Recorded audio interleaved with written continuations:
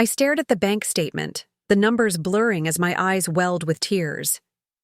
Our joint savings account, 15 years of careful planning, frugal living, and shared dreams, had been drained to almost nothing. $340.18 remained of what had once been $387,452.63. There must be some mistake, I whispered to the empty kitchen, the marble countertops suddenly feeling cold beneath my trembling fingers. But there was no mistake. 6 separate wire transfers, over the past month, each just under $65,000. A deliberate strategy to avoid triggering the bank's automatic fraud detection. Robert knew exactly what he was doing. Before we jump back in, tell us where you're tuning in from, and if this story touches you, make sure you're subscribed, because tomorrow I've saved something extra special for you. I clicked through our account history, following the electronic trail of betrayal. The recipient's name appeared on each transaction, Vanessa Mitchell. A name I recognized from Robert's marketing department, the young, ambitious project manager he'd hired 8 months ago, the one he'd insisted on mentoring personally, the one whose innovative thinking he couldn't stop praising at dinner. Parties. My phone buzzed with a text from Robert. Working late again. Don't wait up. I set the phone down without replying, a hollow laugh escaping my lips. 3 years of working late. 3 years of missed anniversaries, cold dinners, and dwindling intimacy. All while I supported his ambitions, managed our home, and built my own consulting business discreetly from our spare bedroom. What Robert didn't know, what he had never bothered to ask, was that my little consulting hobby, as he dismissively called it, had evolved into something far more significant. But unlike my husband, I'd kept my success private, watching and learning as he boasted about his business acumen to anyone who would listen. I closed the laptop and moved to the large bay window overlooking our perfectly manicured lawn, another trophy in Robert's collection of successes. The sprawling colonial house, the luxury cars in the driveway, the country club membership, all carefully curated symbols of his achievement. Elizabeth? You home? Robert's voice echoed through the foyer, hours earlier than his text had implied. Preparing. And narrating this story took us a lot of time, so if you are enjoying it, subscribe to our channel. It means a lot to us. Now, back to the story. I quickly wiped my eyes, straightened my posture, and turned to face my husband of 17 years. In the kitchen, I called back, my voice steadier than I felt. Robert appeared in the doorway, his tailored suit slightly rumpled, tie loosened. His salt and pepper hair, which had once made my heart skip, was disheveled in a way that now seemed calculated rather than casual. You're home early, I remarked, sliding the laptop closed. Meeting wrapped up sooner than expected. He loosened, his tie further, eyes not quite meeting mine. How was your day? Do anything interesting with your little business? My little business. Always diminished, always an afterthought. Just the usual, I replied, forcing a smile. How's the Morrison account coming along? Brilliantly, he beamed, immediately animated. Vanessa found a way to restructure the entire proposal. The girl's a genius, Liz. Absolute genius. I nodded, watching him carefully. Vanessa seems quite valuable to you.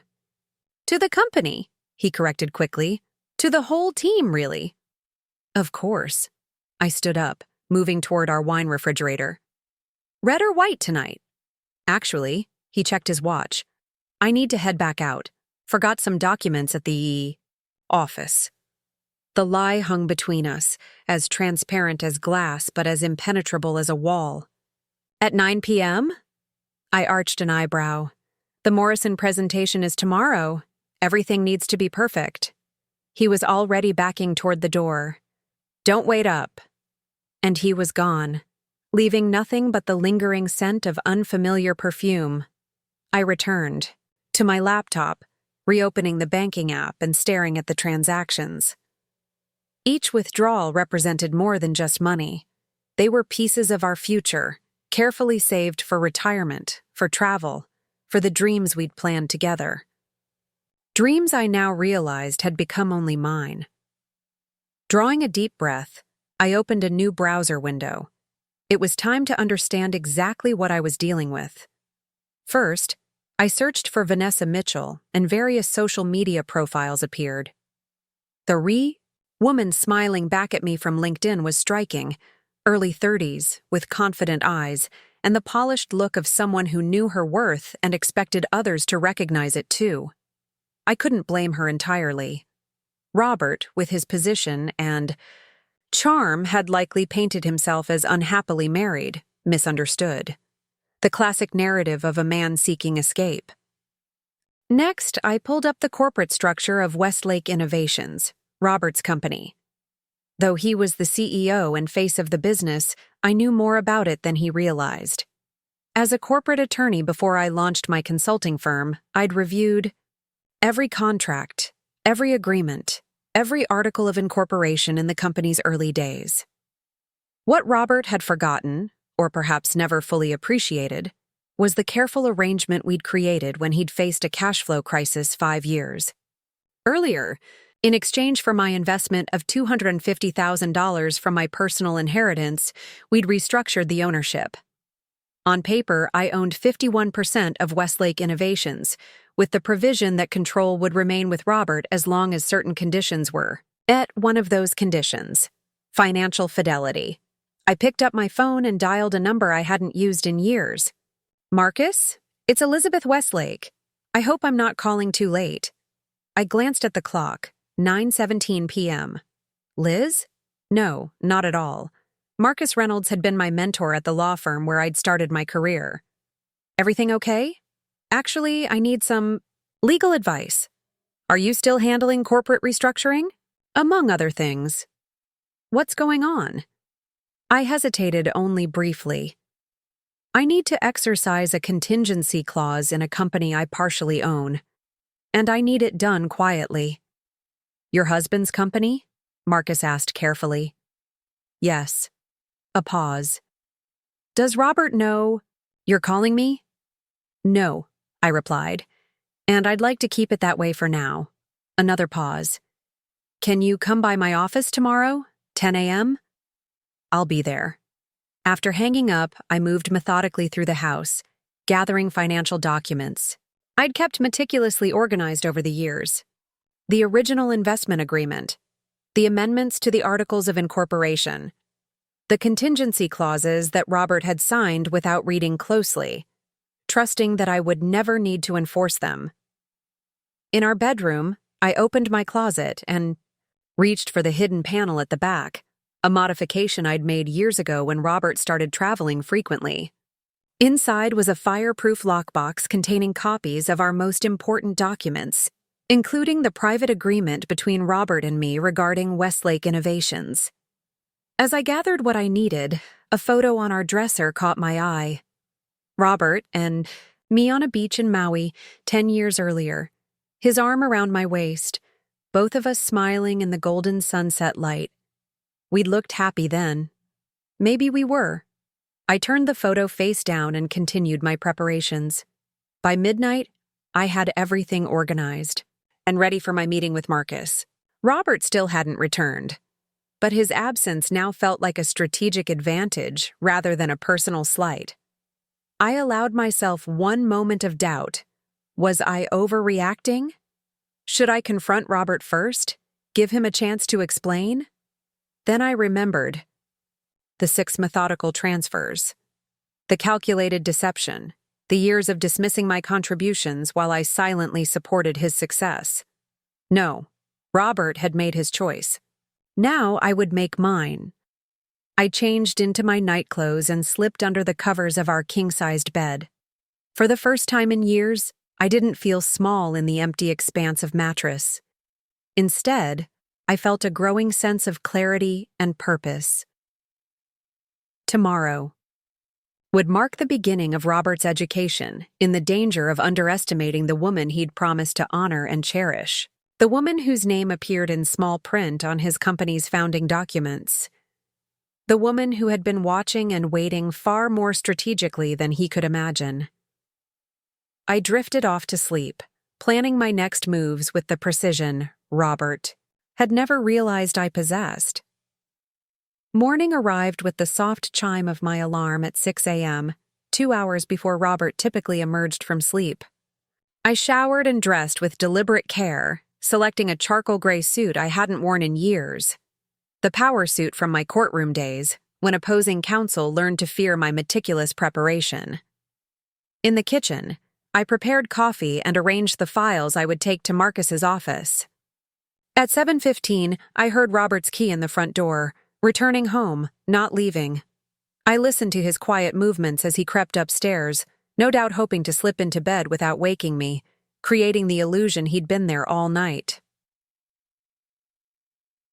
10 minutes. Later, he came downstairs, feigning surprise at finding me fully dressed and working at the kitchen island. "You're up early," he remarked, reaching for the coffee pot. "Big day," I replied simply. "Client meeting." "Oh? Anyone I know?" His interest was perfunctory, already scrolling through his phone as he asked. "I don't believe so." I closed my portfolio and stood. "I'll be out most of the day. Don't worry about dinner." He nodded absently, not looking up from his screen. "The Morrison presentation is at 2. Should be wrapped by 5, though. I could pick up something from that Italian place. You like?" The casual normality of his suggestion, as if he hadn't emptied our savings, as if he wasn't betraying every promise we'd made, almost broke my composure. "Don't trouble yourself," I managed. "I'm not sure when I'll be home." That made him look up, a flicker of surprise crossing his features. I rarely had evening commitments that weren't centered around his schedule. "Everything okay, Liz?" "Absolutely," I assured him, gathering my things. "Just busy with the little business." His face relaxed, the momentary concern dissolving into his usual mild dismissal. "Well, don't work too hard. It's not like we need, the money." I smiled tightly. "No, I suppose we don't need my money." But he'd already returned his attention to his phone, the subtle emphasis lost on him. I left without another word, sliding into my sensible Volvo, the practical choice I'd made, while Robert drove his imported sports car. As I pulled out of our driveway, I caught a glimpse of him through the kitchen window, already on a call, gesturing animatedly in the way he did when discussing something that excited him, or someone. Marcus Reynolds's law office occupied the 15th floor of a gleaming downtown high-rise, the same building where I'd spent the first decade of my career climbing the ranks from junior associate to partner before stepping away to support Robert's ambitions. The receptionist recognized me immediately. "Ms. Westlake, it's been too long." "Hello, Diane. You look wonderful." I smiled genuinely for the first time that day. "Is Marcus expecting me?" "Yes, he's waiting in the corner office. Can I get you anything? Coffee? Water?" "I'm fine, thank you." Marcus stood as I entered, coming around his massive desk to embrace me briefly. He'd aged well in the years since I'd left the firm, still fit, his dark hair now distinguished with silver at the temples. "Elizabeth." He gestured to a seating area by the window. "I've cleared my morning for you." "I appreciate that." We settled into the leather chairs, and I opened my portfolio, removing the documents I'd organized the night before. "Before we begin," Marcus said, leaning forward slightly, "I need to ask, are you sure about this? Whatever's happening between you and Robert, this isn't about marital problems, Marcus." I cut him off gently but firmly. "This is about protecting what's legally mine. Robert has transferred nearly all of our savings, $387,000, to another woman over the past month." Marcus's expression darkened. "I see. I'm not here for marriage counseling or divorce proceedings. Not yet, anyway." I handed him the investment agreement and the amended articles of incorporation. "I'm here because, according to these documents, I have the right to assume control of Westlake Innovations under specific circumstances. Circumstances that now exist." As Marcus reviewed the documents, his professional demeanor returned. This was familiar territory for both of us, the clean, orderly world of contracts and clauses, of rights and remedies clearly defined. Section 7, paragraph 3, I directed him. The contingency trigger. He found the passage and read aloud. In the event that Robert Westlake engages in financial impropriety, including but not limited to unauthorized use of joint marital assets exceeding B. $50,000, control of the company shall revert to majority shareholder Elizabeth Westlake without further notice or action required. Marcus looked up. You drafted this yourself, didn't you? I nodded. Robert was eager to get the investment. He signed without having outside counsel review it. And you have documentation of these transfers? I handed him the bank statements. 6 transfers, all to the same individual, a woman who works for him. A total of $387,110.45, leaving our account with $342.89. Marcus whistled softly. That's thorough. Robert has always been methodical. And you haven't confronted him? Not yet. I want to secure my position first. Marcus studied me for a moment, then nodded. Legally, this is airtight. The contingency has clearly been triggered. As majority shareholder, you have the right to assume control immediately. He hesitated. But practically speaking, there's the matter of implementation. Robert is the acting CEO. The board, the employees, they all answer to him. I'm aware. I removed another document from my portfolio. That's why I've prepared this strategic transition plan. I've been consulting for companies in the same sector as Westlake for years. I know the business, the market, the key players. Marcus took the document, eyebrows raised as he scanned its contents. This is impressively detailed. I've had time to think about contingencies. Clearly. He set the plan aside. Elizabeth, may I speak frankly, as your friend rather than your attorney? I nodded. Are you sure this is what you want? Taking control of the company will effectively end your marriage. There might be other ways to address the financial issue without… Marcus, I interrupted quietly. Robert didn't just take my money, he took my dignity. For years he's treated my work, my intelligence, my contributions as insignificant. All while I watched him build his success on foundations I helped create. I took a steadying breath. I'm not doing this out of revenge. I'm doing it because I've earned it. Marcus held my gaze for a long moment, then nodded. All right, let's get to work. For the next 2 hours, we refined the strategy.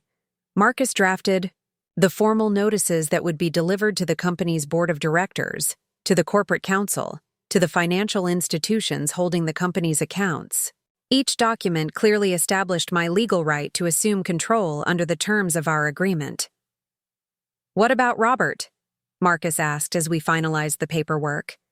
When and how do you plan to inform him? I glanced at my watch. 12:30 p.m. His Morrison presentation is at 2 o'clock today. It's a major potential client, worth millions if they sign. I think it would be most effective if I were to attend that meeting. Marcus's eyebrows shot up. You're planning to confront him publicly? Not confront. Observe. I began gathering my papers. I want to see exactly what he and Ms. Mitchell have been working on so diligently during those late nights at the office. And after the meeting? After the meeting, I'll invite Robert to join me for an early dinner. Somewhere public, but discreet. That's when I'll inform him of the change in management. Marcus leaned back in his chair. You've thought of everything. I've had to. I closed my portfolio. Robert doesn't believe I'm capable of running a company, his company. By this time tomorrow, he'll have no choice but to reconsider that assessment. As I stood to leave, Marcus rose as well. When should I deliver these notices? Tomorrow morning, 9 a.m. sharp. I extended my hand. Thank you, Marcus, for everything. He shook my hand firmly. Be careful, Elizabeth. Robert won't take this lightly. I'm counting on it. I left the law office with a sense of purpose I hadn't felt in years. The pieces were in place. The strategy was sound. Now it was time to see exactly what my husband had been building with the woman he'd diverted our savings to, and prepare to take it all away from him. The sleek glass headquarters of Westlake Innovations rose 22 stories above. The bustling financial district. I'd attended the grand opening 5 years earlier, standing proudly beside Robert as he cut the ribbon on what the business press had called his crowning achievement. Few in attendance knew that my inheritance had saved the company from bankruptcy, just months before that triumphant day. I parked in the visitors section rather than the reserved spot that bore Robert's name. Today, I wasn't entering as the CEO's wife. I was entering as the majority owner conducting an unannounced inspection of her investment.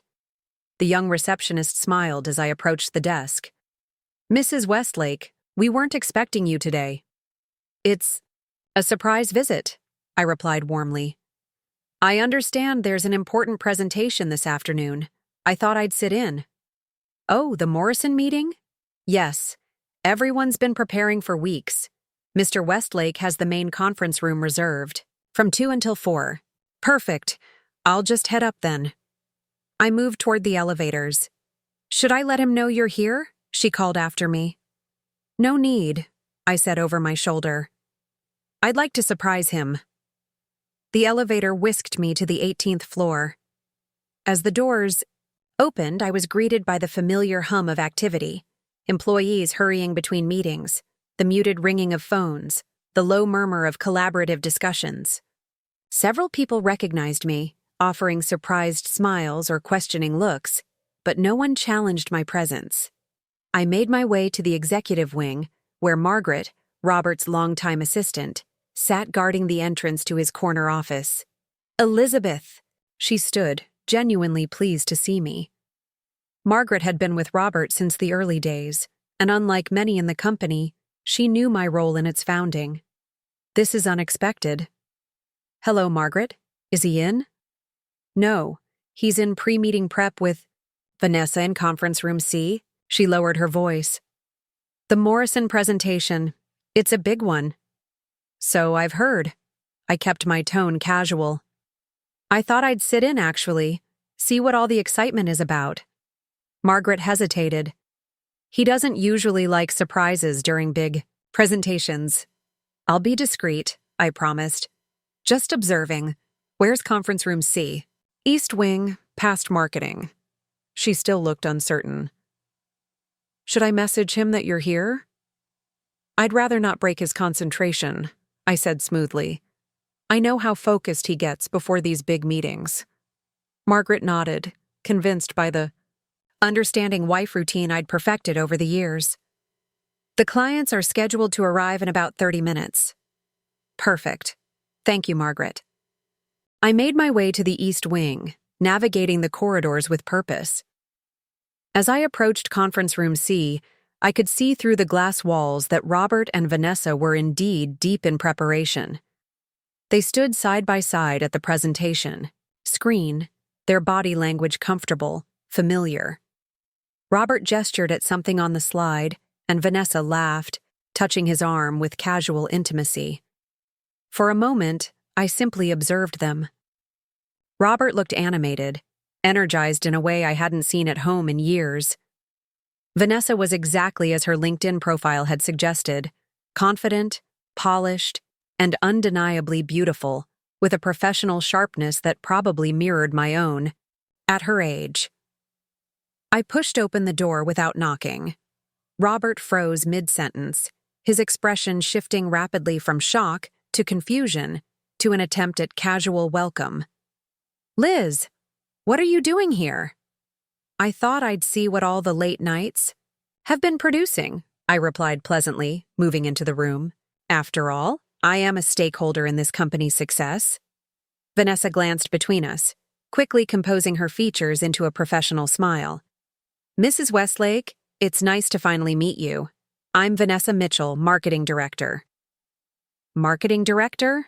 I raised an eyebrow at Robert. That's a recent promotion, isn't it? Robert cleared his throat. Yes, just last month. Vanessa's been doing exceptional work. I'm sure she has.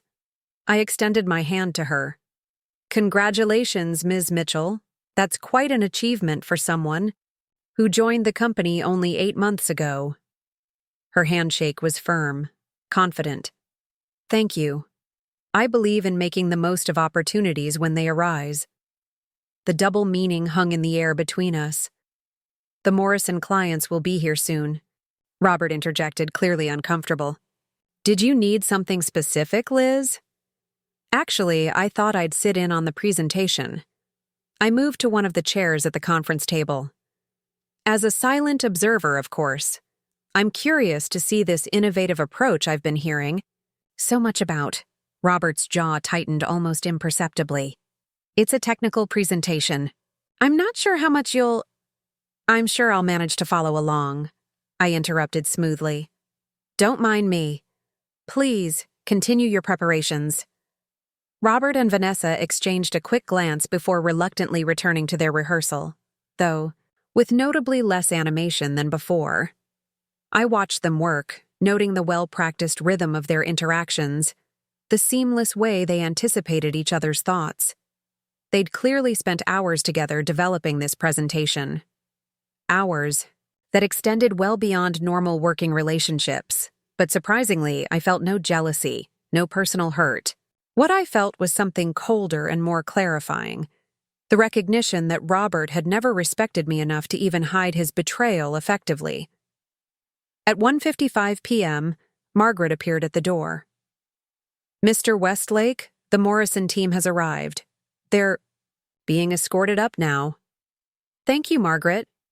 Robert straightened his tie, then turned to me with a forced smile. Liz, perhaps you could— I'll sit in the back corner, I assured him. They won't even notice me. He looked like he wanted to object further, but the sound of approaching voices in the hallway silenced whatever he'd been about to say. The Morrison contingent entered, 3 men and 2 women in impeccable business attire. Robert immediately switched to his charismatic CEO persona, moving forward to greet them with practiced warmth. Welcome to Westlake Innovations. I'm Robert Westlake, and this is our marketing director, Vanessa Mitchell. Introductions circled the room, with Robert smoothly acknowledging my presence. And my wife, Elizabeth, who decided to join us today. I smiled politely, noting the curious glances from the Morrison team. It wasn't standard for a CEO's spouse to attend such meetings, but no one commented. The presentation began, and I had to admit that Robert and Vanessa were indeed a formidable team. They moved through the complex proposal with precision and energy, building a compelling case for why Morrison Industries should partner with Westlake Innovations on their new product line. It was objectively excellent work. The kind of work that justified late nights at the office, if that's what they'd actually been doing. As they wrapped up the formal presentation and moved into the Q&A portion, I studied the Morrison executives. They were engaged, interested, asking thoughtful questions that Robert and Vanessa handled with confidence. This deal would indeed be worth millions.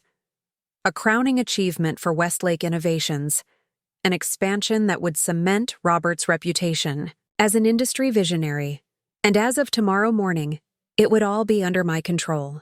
I remained silent throughout the meeting, observing every detail, mentally cataloging information I would need in the coming days. When the Morrison team finally stood to leave, promising to be in touch by the end of the week, they all shook. My hand as well, treating me with the polite deference reserved for a CEO's spouse. If only they knew. As the door closed behind them, Robert's professional smile dropped. What was that about, Elizabeth? I told you. I was curious. You could have warned me. Like you warn me when you're not coming home? I countered quietly. Vanessa shifted uncomfortably. I should go organize the follow-up materials. Yes, why don't you do that? I said pleasantly. Robert and I need to discuss dinner plans. After she left, Robert ran a hand through his hair in frustration. Was that really necessary? This is a professional environment, Liz. Indeed it is. I stood, gathering my purse. And I'm professionally interested in how the company operates. Since when?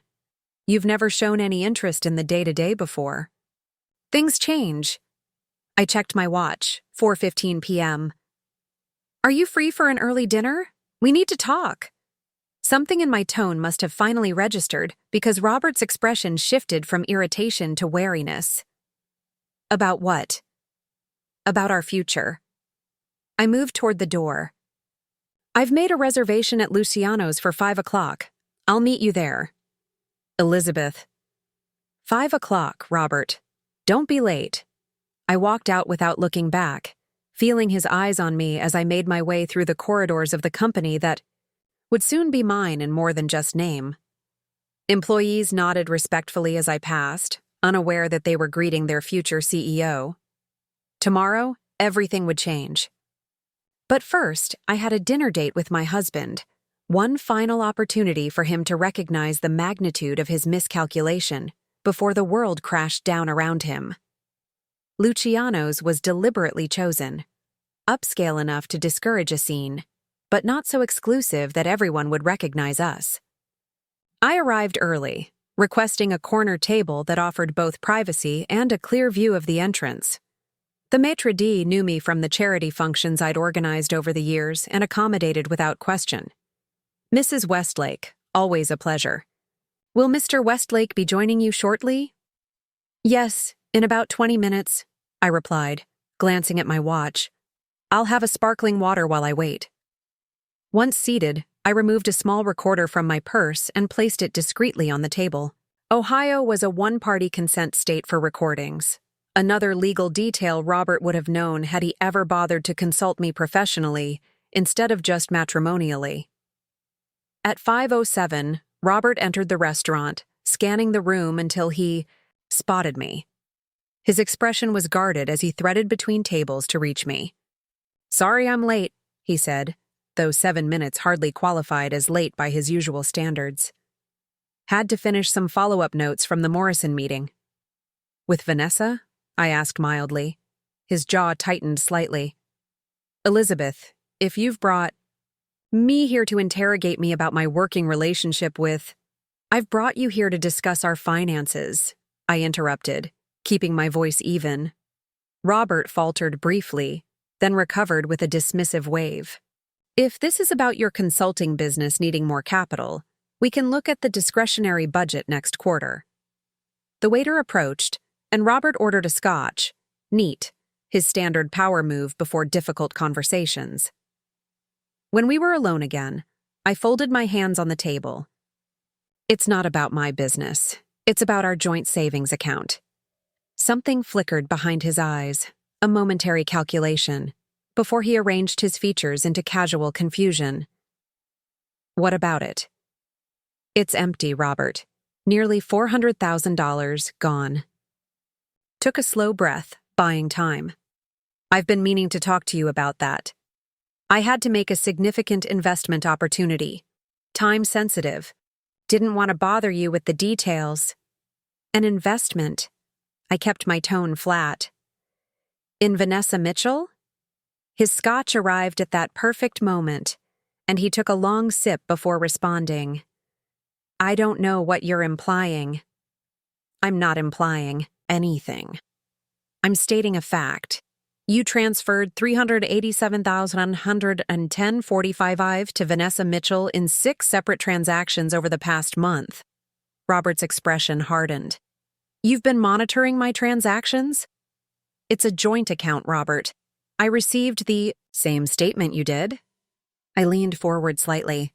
The statement showing transfers to your newly promoted marketing director. It's not what you think. Then what is it? I asked, with genuine curiosity. Because from where I'm sitting, it looks like you emptied our retirement savings to finance some arrangement with a woman half your age. Robert glanced around the restaurant before responding in a lowered voice. Vanessa has a brilliant investment opportunity. proprietary market analysis software that could revolutionize our industry. But it required immediate capital before competitors could move in. And the company couldn't provide this capital? I kept my expression skeptical. The board wouldn't approve it without months of due diligence.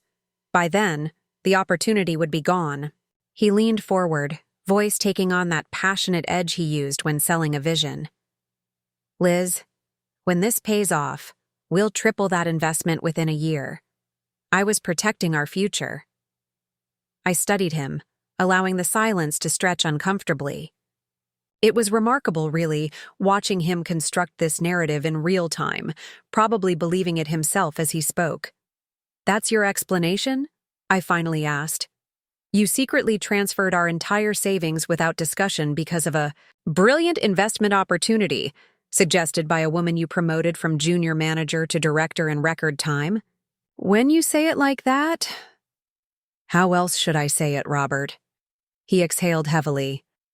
"Look, I admit I should have discussed it with you first, but I knew you'd be conservative about it, want to consult lawyers, analyze risk factors, all things that would have caused delays we couldn't afford." It was an elegant pivot, reframing his deception as a response to my supposed overcautiousness, painting himself as the visionary and me as the impediment to progress. "Interesting," I said, opening the leather portfolio I'd brought. "You see, I took the liberty of researching this revolutionary software company that Vanessa is supposedly connected to." Robert's expression froze.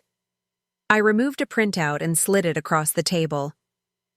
"There is no proprietary market analysis software, Robert, but there is a luxury condominium purchase in Vanessa Mitchell's name, dated 3 days after your last transfer. A $1.2 million property with a down payment of exactly $380,000. All color drained from his face. "Elizabeth, please don't insult my intelligence with more lies," I said quietly. "I've tolerated many things in our marriage, but I won't tolerate that." The waiter approached again, looking expectantly at our untouched menus. "We need a few more minutes," I told him with a polite smile. When he retreated, Robert leaned forward, voice urgent. "It's not like that, Liz. Yes, I helped Vanessa with the condo, but it's an investment property. We're going to flip it when the market peaks next year. It's a business arrangement." "A business arrangement," I echoed. "Is that what you call withdrawing our entire retirement savings without my knowledge or consent?" "I was going to tell you once the deal was locked in," he insisted. "You have to understand. In this market..." "Oh, I understand the market quite well," I assured him. "Better than you realize." I removed another document from my portfolio, a copy of our investment agreement for Westlake Innovations. The one that made me majority shareholder. The one that included the contingency clause about financial impropriety. "Do you remember this, Robert?" He glanced at the document with mild confusion. "The investment agreement from when you helped with that cash flow issue a few years back? What does that have to do with anything?" "Page 4, Section 7, Paragraph 3, I directed him. He flipped to the page with growing impatience, then began reading the paragraph I'd indicated. I watched as understanding dawned slowly, then all at once, his eyes widening, his breathing shallow. "This can't be legally binding," he said, looking up with desperate certainty. "I would have remembered agreeing to this." "You signed it," I reminded him gently. "All 6 copies. I have the originals in a safe deposit box." "But this..." He gestured at the document with trembling fingers. "This would mean that I now have controlling interest in Westlake Innovations," I finished for him, effective immediately. Robert stared at me, shock giving way to disbelief, then anger. "You planted this clause deliberately. You were setting me up from the beginning." "Protected my investment," I corrected. "And as it turns out, wisely so."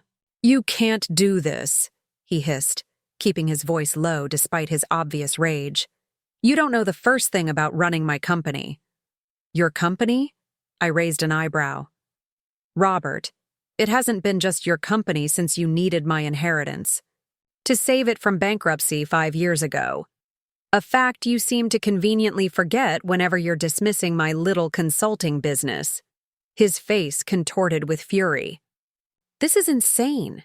The board would never accept you as CEO. Perhaps not, I conceded. But they'll accept the legal documents that give me the authority to appoint whoever I choose to that position, including myself. I'll fight this, he threatened. You have no idea who you're dealing with. Actually, I do, I said calmly. I'm dealing with a man who transferred nearly $400,000 to his mistress, then lied about it to my face. A man who's been undermining and dismissing me for years while I quietly built expertise in exactly the industry his company operates in. I closed my portfolio and signaled for the check. Marcus Reynolds will be delivering the formal notices to the board, the corporate council, and the financial institutions tomorrow morning at 9. I stood, gathering my purse. I suggest you use the evening to consider your options carefully. Your personal belongings will be packed and moved to a hotel by noon tomorrow. Robert grabbed my wrist as I turned to leave. Elizabeth, wait, we can work this out. I looked pointedly at his hand until he released me. For 17 years, I supported you, Robert. I believed in you. I invested in you, financially, emotionally, professionally. My voice remained steady, though something inside me trembled. And you repaid that by emptying our savings to buy a luxury condo for your 29-year-old marketing director. It wasn't like that, he insisted again, but with diminishing conviction. You know what the most remarkable thing is? I continued as if he hadn't spoken. I'm not even angry anymore. I'm just disappointed. In your lack of vision, if nothing else. My lack of vision? He repeated incredulously. You had everything, Robert. A successful company, a supportive wife, financial security, and you risked it all for such a predictable cliché. I shook my head slightly. If you'd invested even half the effort in our marriage that you put into impressing Vanessa, we might not be having this conversation. So that's what this is about?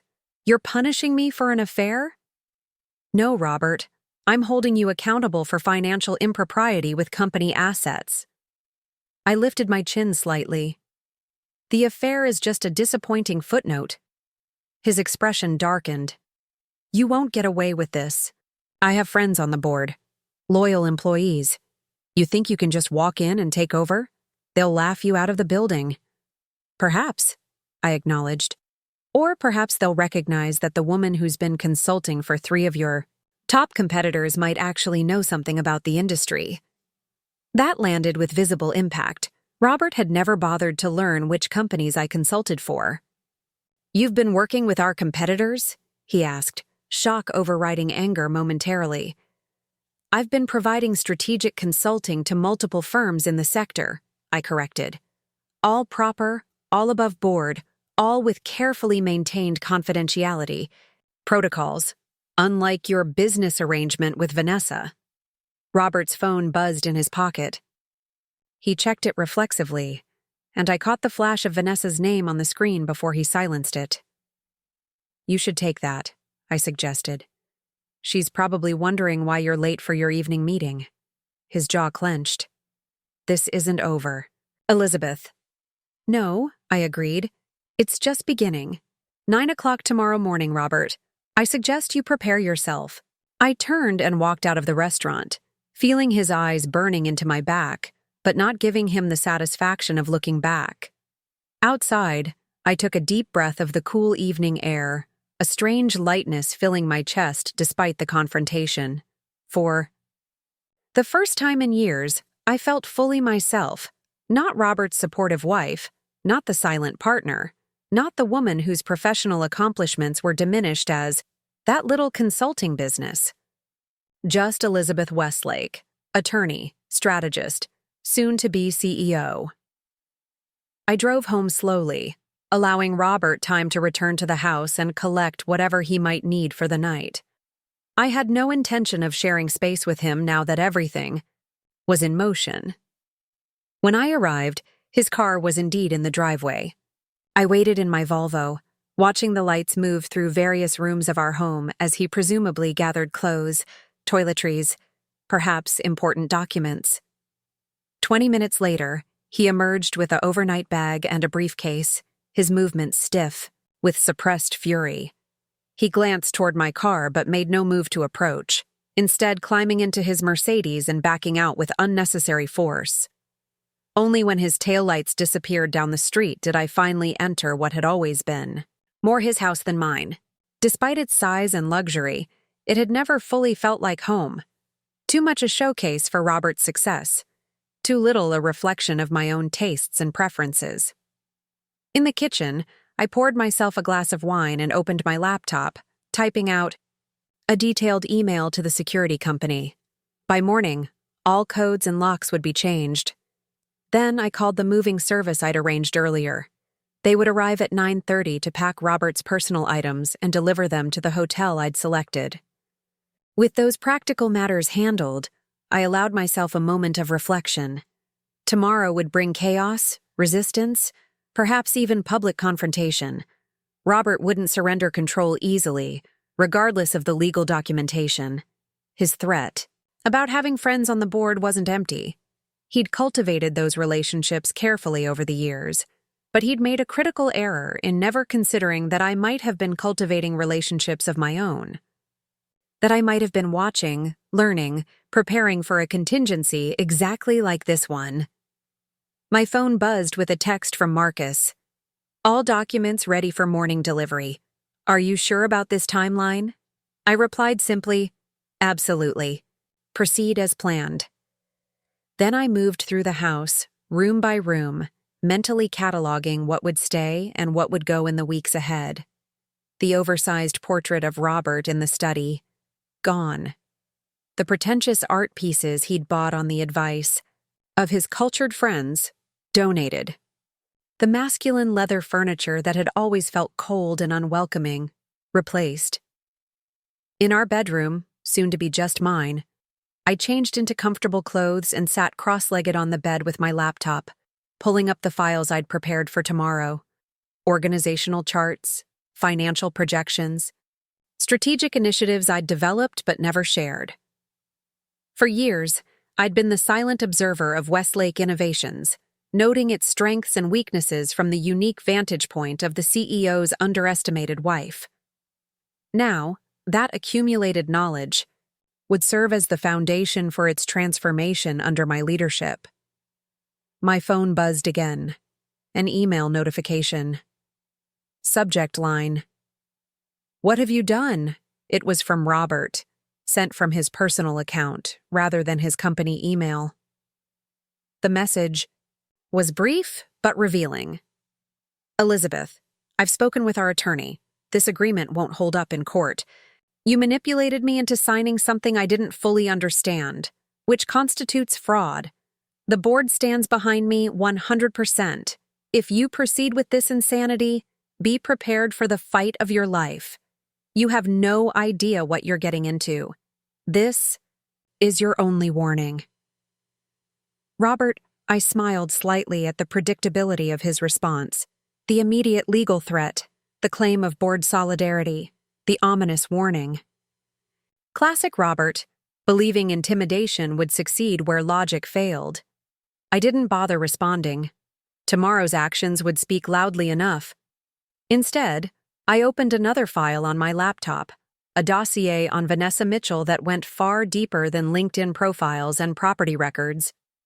Financial history, employment background, academic credentials, social connections.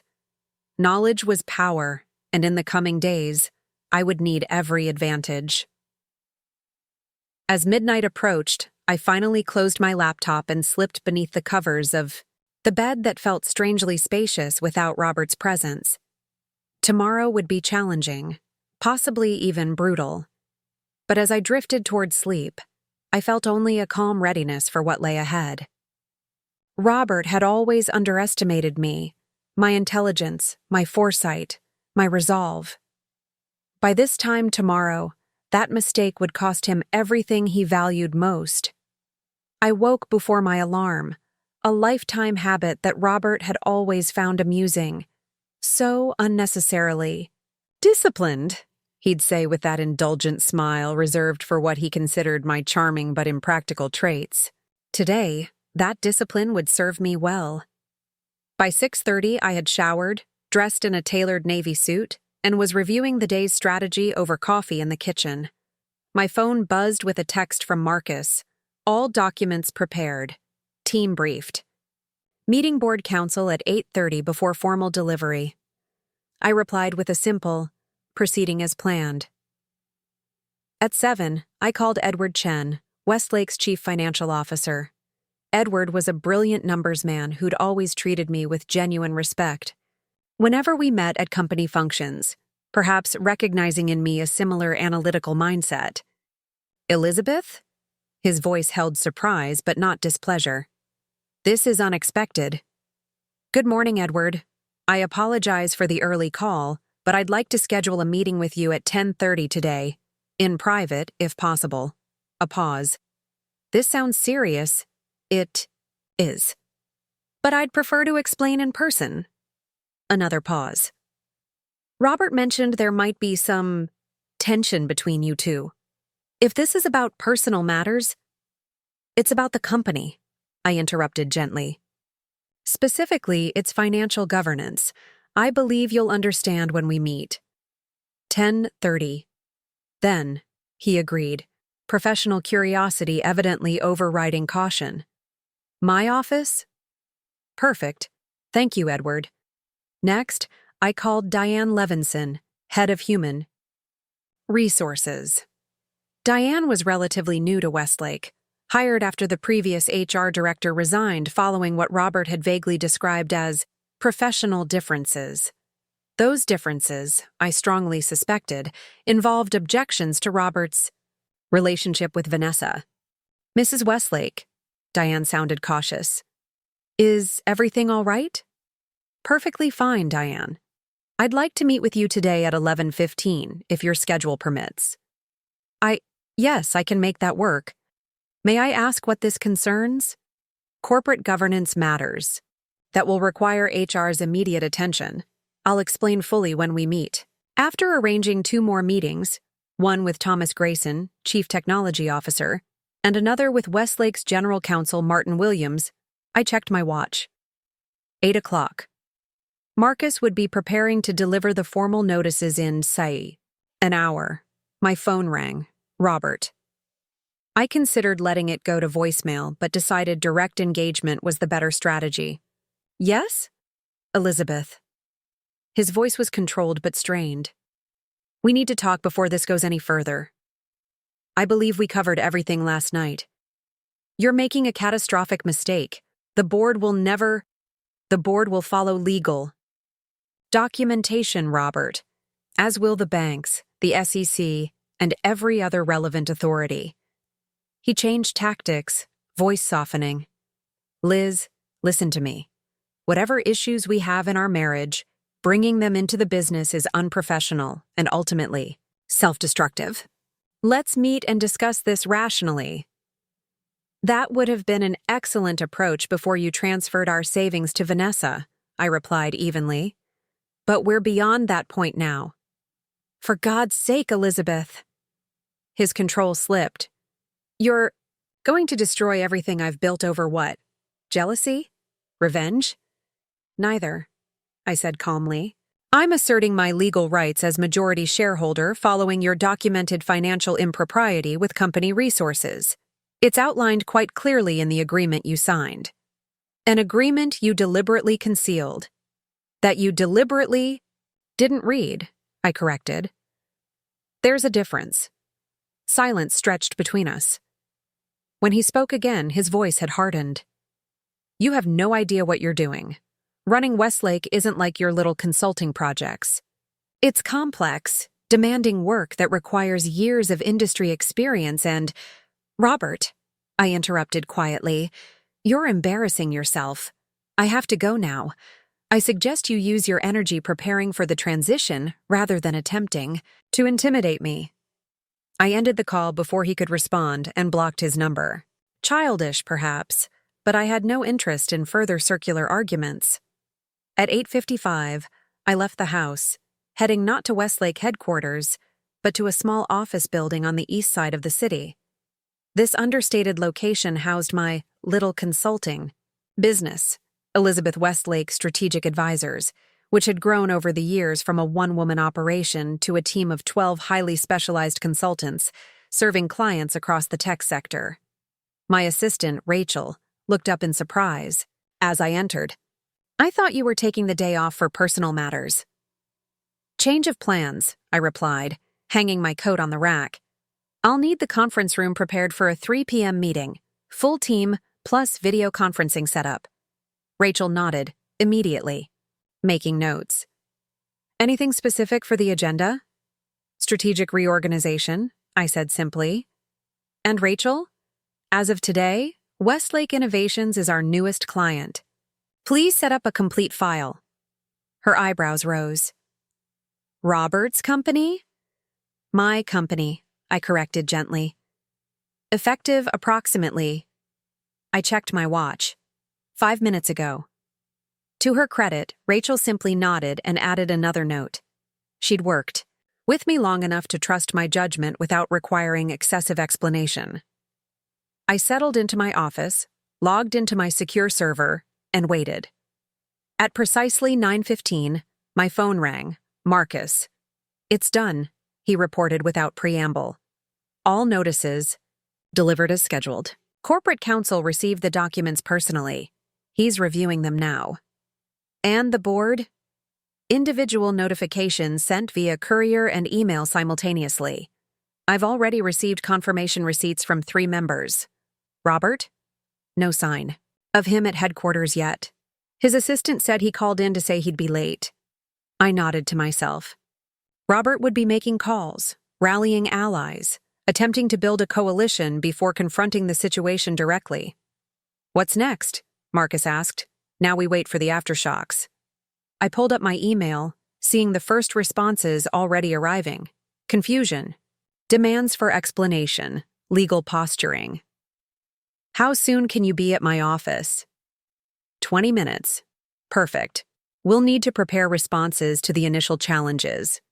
By 10 a.m., my phone was ringing constantly. Board members, executives, Roberts. Personal attorney. I directed all calls to Marcus, who was handling the initial legal responses while I focused on the strategic implementation plan. Rachel appeared at my door. "Martin Williams is online too. He says it's urgent. Martin was Westlake's corporate counsel, a sharp attorney who'd always struck me as more pragmatic than personally loyal to Robert. "Elizabeth," he began when I picked up, "I've reviewed the documents delivered this morning. They appear to be in order, but Robert is insisting they can't possibly be valid." I finished for him.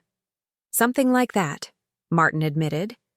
"He's claiming you misrepresented the agreement's terms when he signed." "I have the original drafts, Martin, and video documentation of our signing session." Robert had every opportunity to review the documents or have independent counsel examine them. A slight pause. "Video documentation?" "Yes. I record all significant business transactions, a habit from my legal days." Another pause. "I see. That's thorough." It seemed prudent given the circumstances. The contingency clauses were designed to protect my substantial investment in the company. "About that investment," Martin said carefully. "Robert is claiming the funds came from joint marital assets, not your separate inheritance." I smiled slightly.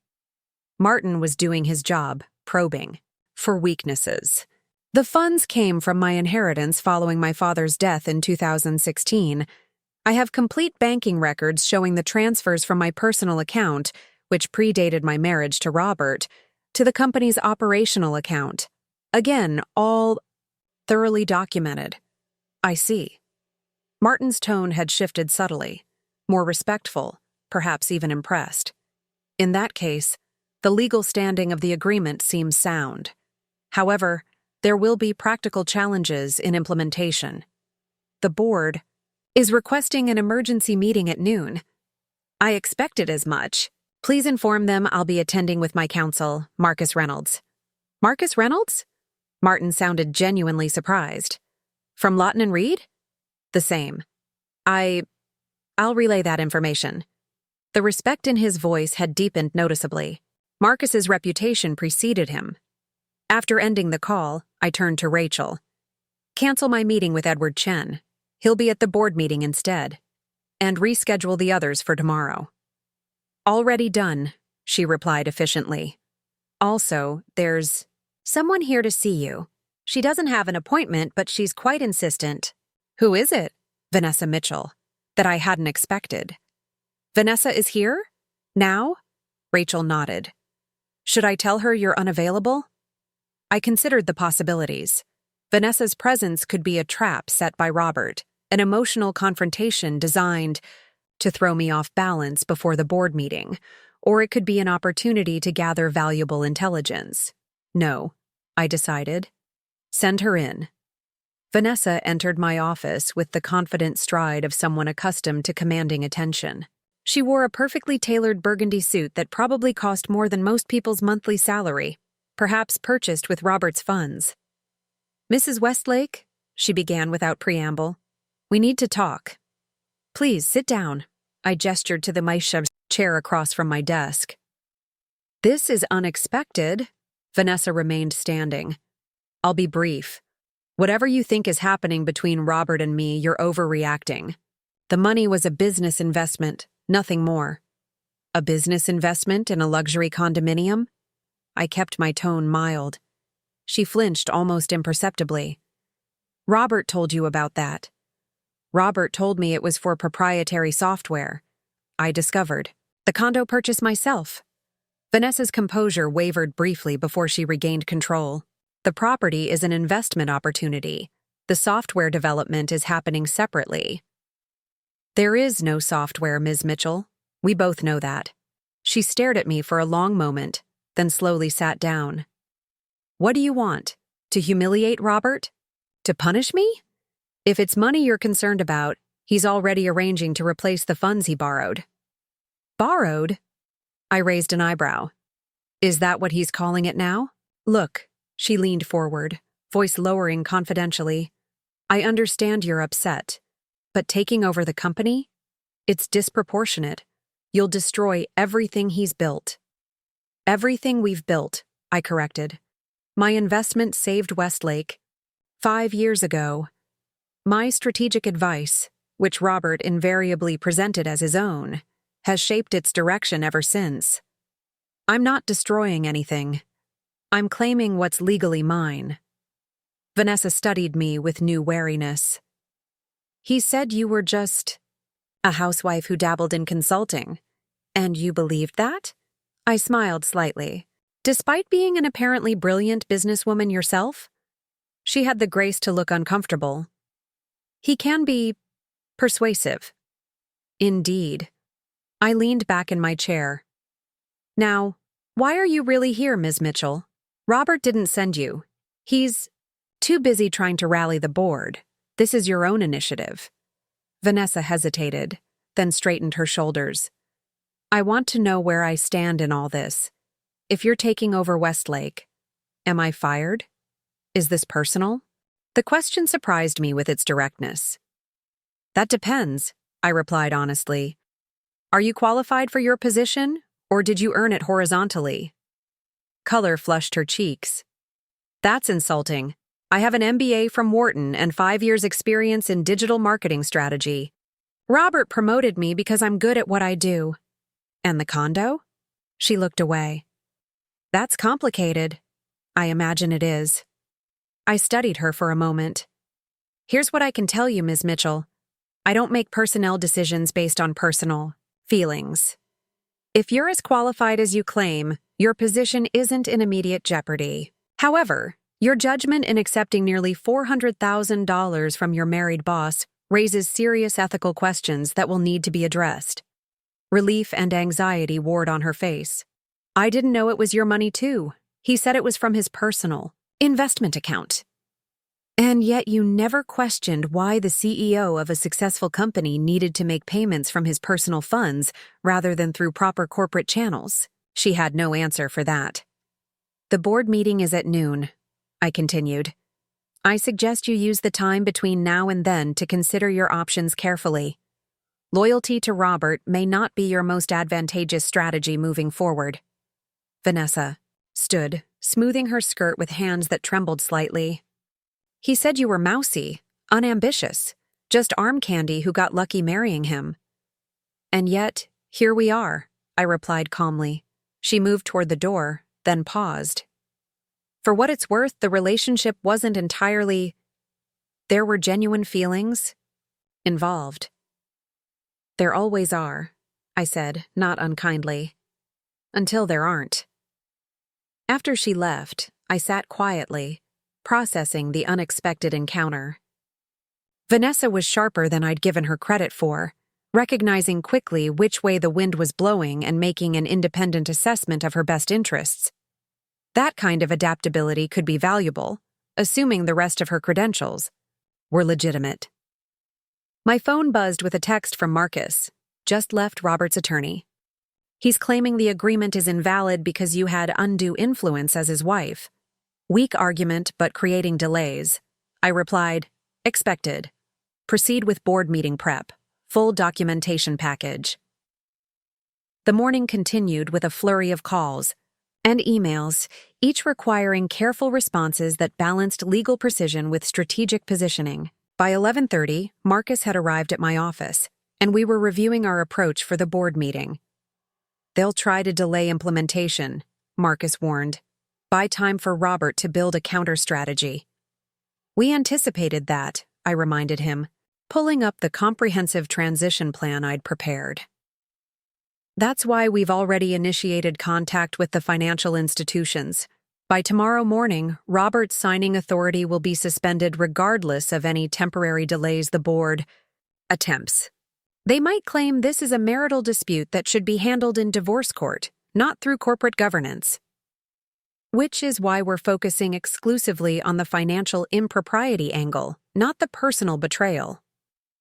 I handed him a folder containing the complete paper trail of Robert's transfers to Vanessa, juxtaposed with her property purchase records. This isn't about a marriage ending. It's about a CEO misappropriating funds. Marcus nodded approvingly. You've thought of everything. Not everything, I admitted. Robert will have contingencies we haven't anticipated. He doesn't surrender easily. Neither do you, apparently. I smiled slightly. A trait he never fully appreciated. At 11:45, we left my office, heading toward Westlake headquarters for what promised to be the most consequential meeting of my professional life. In the car, I checked my phone one last time before silencing it. 3 missed calls from Robert's mother, no doubt enlisted to appeal to my emotional side. A text from Margaret, Robert's assistant. He's been in the office since 10. Never seen him like this. What's happening? And most interestingly, an email from Edward Chen, the CFO. Whatever happens at the meeting, we should talk privately after. There are financial matters you should be aware of. That last message was particularly intriguing. Edward had always struck me as meticulously ethical. If he was reaching out independently, something significant must be concerning him. As we pulled into the Westlake parking garage, Marcus touched my arm lightly. Are you absolutely certain about this, Elizabeth? Once we walk into that boardroom, there's no turning back. I thought about Robert's dismissal of my capabilities over the years, his casual betrayal of our financial partnership, his arrogant certainty that I would never discover his deception, or worse, that I would discover it but lack the courage to act. I've never been more certain of anything, I replied, gathering my portfolio and stepping out of the car. Together, we walked toward the elevator that would take us to the top floor, where 12 board members and 1 furious CEO awaited our arrival.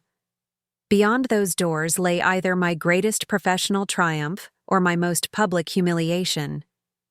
Either way, Robert would never underestimate me again. The executive boardroom of Westlake Innovations occupied the northeast corner of the top floor, offering panoramic views of the city through floor-to-ceiling windows. I'd been in this room exactly twice before, once for the company's 10th anniversary celebration, and once for a holiday party. Both times, I'd been introduced simply as Robert's wife, my professional identity erased in the context of his success. Today would be different. As Marcus and I approached the heavy double doors, I could hear raised voices from within, Robert's distinct baritone rising above the others. We paused for a moment, exchanging glances. "Ready?" Marcus murmured. I nodded, straightening my shoulders. "Absolutely." Marcus pushed open the doors, and a sudden silence fell over the room. 12 board members sat around the massive mahogany table with Robert standing at the head, mid-gesture, his face flushed with agitation. Every head turned toward us. "Elizabeth!" Robert recovered first, his voice tight with controlled fury. "This meeting is for board members and corporate executives only. You're not welcome here." "Actually," Marcus stepped forward. "As majority shareholder with activated control rights, Mrs. Westlake is now the principal authority in this room." He began distributing copies of the legal documentation to each board member while I remained in the doorway, assessing the room. I recognized all 12 faces, some from company functions, others from my own research. 4 looked openly hostile, aligned with Robert. 3 appeared confused, seeking clarification. 5 maintained careful neutrality, waiting to see which way the situation would develop before committing themselves. "This is absurd," Robert sputtered. "These documents are being contested. My attorneys have already been provided with the complete evidence package," Marcus interrupted smoothly, "including video documentation of the original signing and financial records establishing the source of Mrs. Westlake's investment capital as separate property predating the marriage." That silenced Robert momentarily. The video documentation had clearly been news to him. I moved into the room, selecting a position not at the head of the table where Robert stood, but at the center side, a position of equality rather than dominance. It was a subtle psychological tactic, presenting myself as a collaborator rather than a usurper.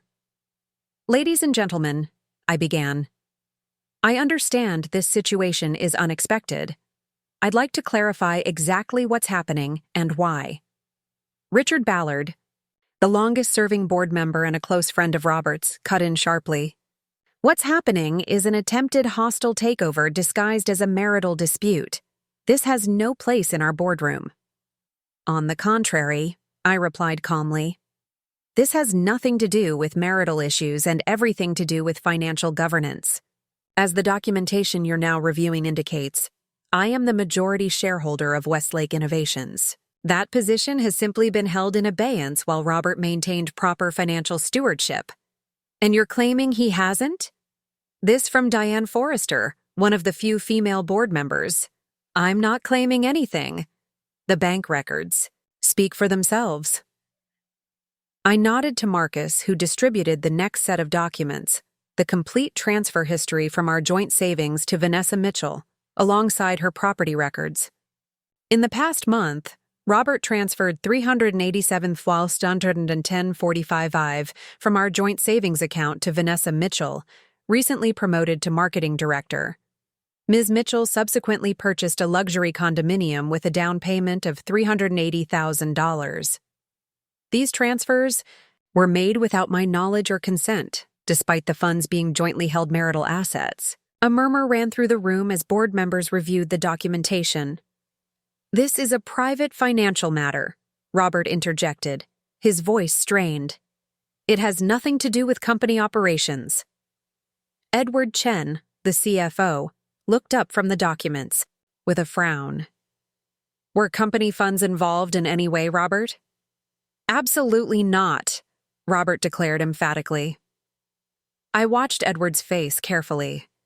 Something flickered in his expression. Doubt, perhaps, or knowledge that contradicted Robert's statement.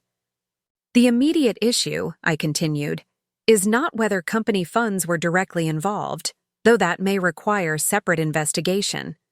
The issue is that the contingency clause in our investment agreement has been triggered by documented financial impropriety, transferring operational control to me as majority shareholder. Martin Williams, the corporate counsel who'd received our documentation earlier, cleared his throat. I've conducted an initial review of the agreement. While Robert's attorneys are contesting its validity, on its face, the document appears legally sound. The contingency clause is explicit, and the triggering conditions have been met. Robert turned on him, incredulous.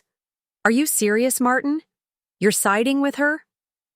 I'm not siding with anyone, Martin replied evenly. I'm providing my professional assessment of the legal document as presented. This is a delaying tactic, Robert insisted, addressing the board directly now. Elizabeth is angry about personal matters and using this obscure clause to punish me. Meanwhile, the company suffers. We have the Morrison deal hanging in the balance, quarterly projections due next week, and a major product launch in final preparations. He was playing to his strengths, positioning himself as the indispensable leader while framing me as the emotional, vindictive wife. I'm fully briefed on all ongoing operations, I countered smoothly. Including the Morrison negotiations, which I observed personally yesterday. The transition plan? I placed another document on the table. Addresses all immediate operational concerns to ensure business continuity. Several board members reached for the transition plan with evident interest. You can't possibly understand the complexities involved, Robert scoffed. You've never run a company of this size. I turned to face him directly for the first time.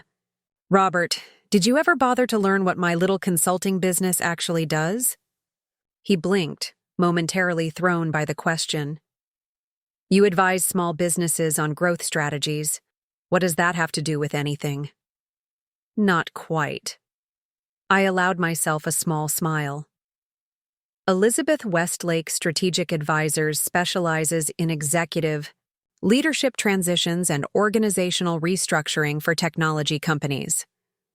Our client list includes 3 Fortune 500 corporations and several mid-market firms in direct competition with Westlake. Last year alone, we managed executive transitions for 7 companies, all with market capitalizations exceeding Westlake's. The room fell silent as the implications of this revelation sank in. Robert stared at me, disbelief warring with dawning comprehension on his face. You're bluffing, he finally managed. In response, I removed a file from my portfolio and passed it to Diane Forrester, knowing she sat on the board of one of my former client companies. This is a redacted client list with signed confidentiality waivers allowing me to disclose these relationships for this specific purpose. Diane scanned the document, her eyebrows rising steadily. Impressive, she murmured, passing it to the next board member. So, you see, I continued, far from being unprepared to lead Westlake, I've spent the past decade helping other executives navigate precisely these types of transitions. In many ways, I've been preparing for this moment without even realizing it. Richard Ballard was unimpressed. Consulting is not the same as executive leadership. You've never had direct P&L responsibility for— Actually, I interrupted gently.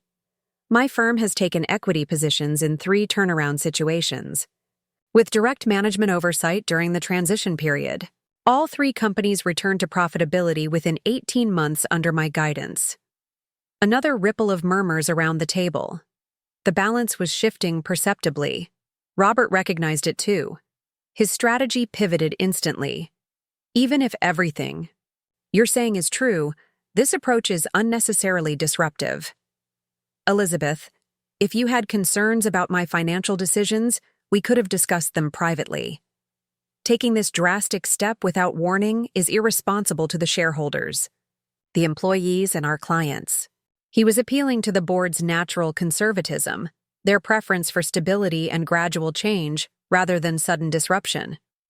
I agree that stability is paramount, I acknowledged, surprising him. That's why my transition plan includes a detailed communication strategy for all stakeholders, a clear timeline for operational adjustments, and provisions for continuity in all client relationships. Robert would have received the same courtesy of advanced discussion had he extended it to me regarding our joint savings. Before Robert could respond, Edward Chen spoke up. I've reviewed Mrs. Westlake's transition plan. From a financial operations perspective, it's comprehensive and well considered. The proposed changes to financial oversight are particularly relevant given some concerns I've been monitoring. Robert's head snapped toward Edward. What concerns? This is the first I'm hearing of any financial issues. Edward hesitated, glancing between Robert and me. Perhaps this isn't the appropriate forum to discuss specific. If you have concerns about the company's financial practices, this is exactly the appropriate forum, I encouraged him gently. Edward straightened his shoulders, making a decision. For the past 8 months, I've noticed irregularities in certain expense approvals and vendor contracts. Nothing individually significant enough to warrant a formal investigation, but collectively forming a pattern that troubled me. What kind of irregularities? Martin Williams asked sharply. Primarily, unusual consulting fees to entities that provide minimal documented deliverables, and several new vendor relationships with companies that appear to have been formed very recently, with limited corporate history. All eyes turned to Robert, whose complexion had paled noticeably.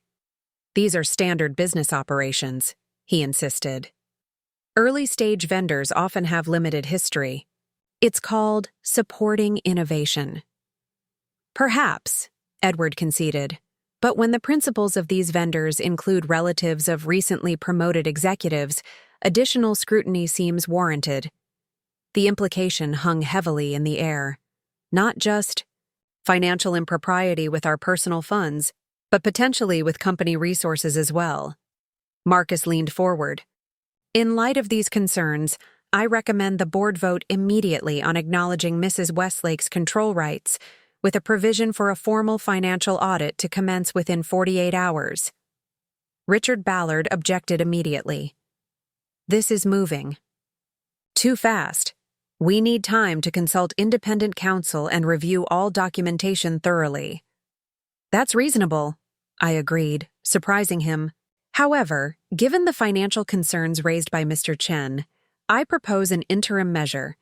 Temporary suspension of Mr. Westlake's financial authorization authorities while the board conducts its review. This protects the company while allowing for proper due diligence. It was a strategic concession, acknowledging the board's need for time while still achieving the immediate goal of removing Robert's financial control. Diane Forrester nodded thoughtfully. That seems like a prudent compromise. Martin Williams cleared his throat. From a legal perspective, such an interim measure would be appropriate given the circumstances, particularly with the CFO raising compliance concerns. Robert looked around the table, sensing the momentum shifting decisively against him. This is a coordinated attack on my leadership, he declared, desperation edging into his voice. Elizabeth has clearly orchestrated these allegations with Edward. I spoke with Mrs. Westlake for the first time today, Edward interrupted firmly. My concerns predated this situation and are documented in internal memos to the audit committee, dated as far back as March. The room fell silent again as board members exchanged glances, the implications sinking in. I call for a vote on the interim measure, Diane Forrester finally said. Seconded, came another voice from the far end of the table. Richard Ballard attempted one last intervention. This is highly irregular. We should adjourn and reconvene after proper review of— With respect, Richard, Martin interjected.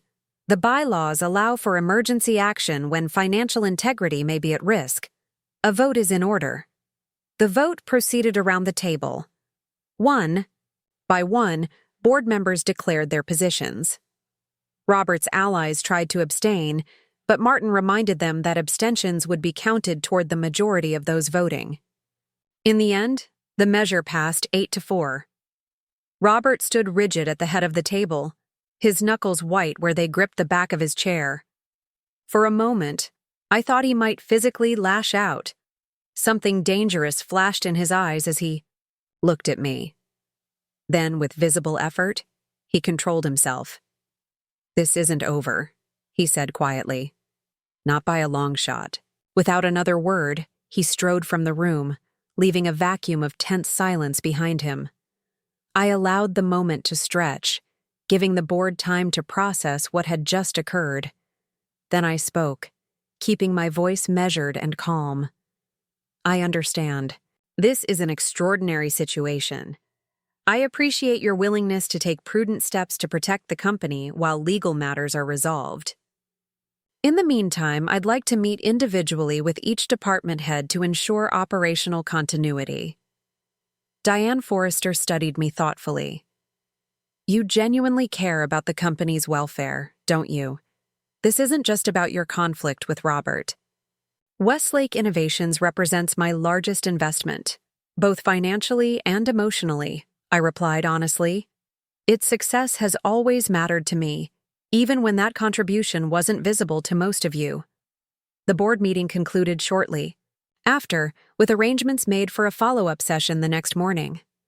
As members filed out, several stopped to introduce themselves properly to me, perhaps for the first time seeing me as Elizabeth Westlake, business strategist, rather than just Robert's wife. Edward Chen lingered until we were alone, except for Marcus. "There's more," he said simply. "Financial concerns that go beyond what I felt comfortable raising in that setting." "How serious?" I asked. "Serious enough that I've been documenting everything, meticulously for the past 4 months. He glanced at the door to ensure we were truly alone. "And serious enough that I was considering contacting regulatory authorities before this situation developed." I exchanged glances with Marcus, whose expression had grown grave. "My office," I suggested quietly. 1 hour. Edward nodded and left, leaving Marcus and me alone in the boardroom. "That was unexpected," Marcus commented. "Financial irregularities beyond the personal transfers?" "Perhaps not entirely unexpected," I admitted. "Robert has always had a flexible approach to boundaries, personal, professional, financial. It's why I insisted on those contingency clauses in the first place." "Elizabeth?" Marcus's voice grew serious. "If there are regulatory issues involved, this goes beyond marital assets or company control. We could be looking at criminal liability." I gazed out the floor-to-ceiling windows at the city spread below. Us. The same view Robert had enjoyed while building his empire, making decisions that affected hundreds of employees and their families. "One battle at a time, Marcus," I said finally. "First, we secure control. Then we determine exactly what we've taken control of." As we left the boardroom, I caught a glimpse of Vanessa Mitchell watching from the corridor, her expression unreadable. Our eyes met briefly before she turned and walked away, already distancing herself from the sinking ship that Robert's leadership had apparently become. The pieces were moving faster than I'd anticipated, the game expanding beyond the personal betrayal that had initiated it. What had begun as reclaiming what was rightfully mine was evolving into something far more complex, and potentially far more consequential for everyone involved. Following the board meeting, Marcus and I retreated to a small conference room to regroup. The developments with Edward Chen had shifted the landscape significantly, expanding what I'd anticipated as a personal and corporate power struggle into potentially criminal territory. "We need to tread carefully," Marcus warned, loosening his tie slightly. "If Robert has been engaging in financial misconduct beyond your personal accounts, the regulatory implications could affect the entire company, including its value and viability," I acknowledged. The possibility that I might be assuming control of a compromised enterprise had always existed in the back of my mind, but Edward's revelations made it far more concrete. "Should we postpone the meeting with your team at 3? Marcus asked. I shook my head.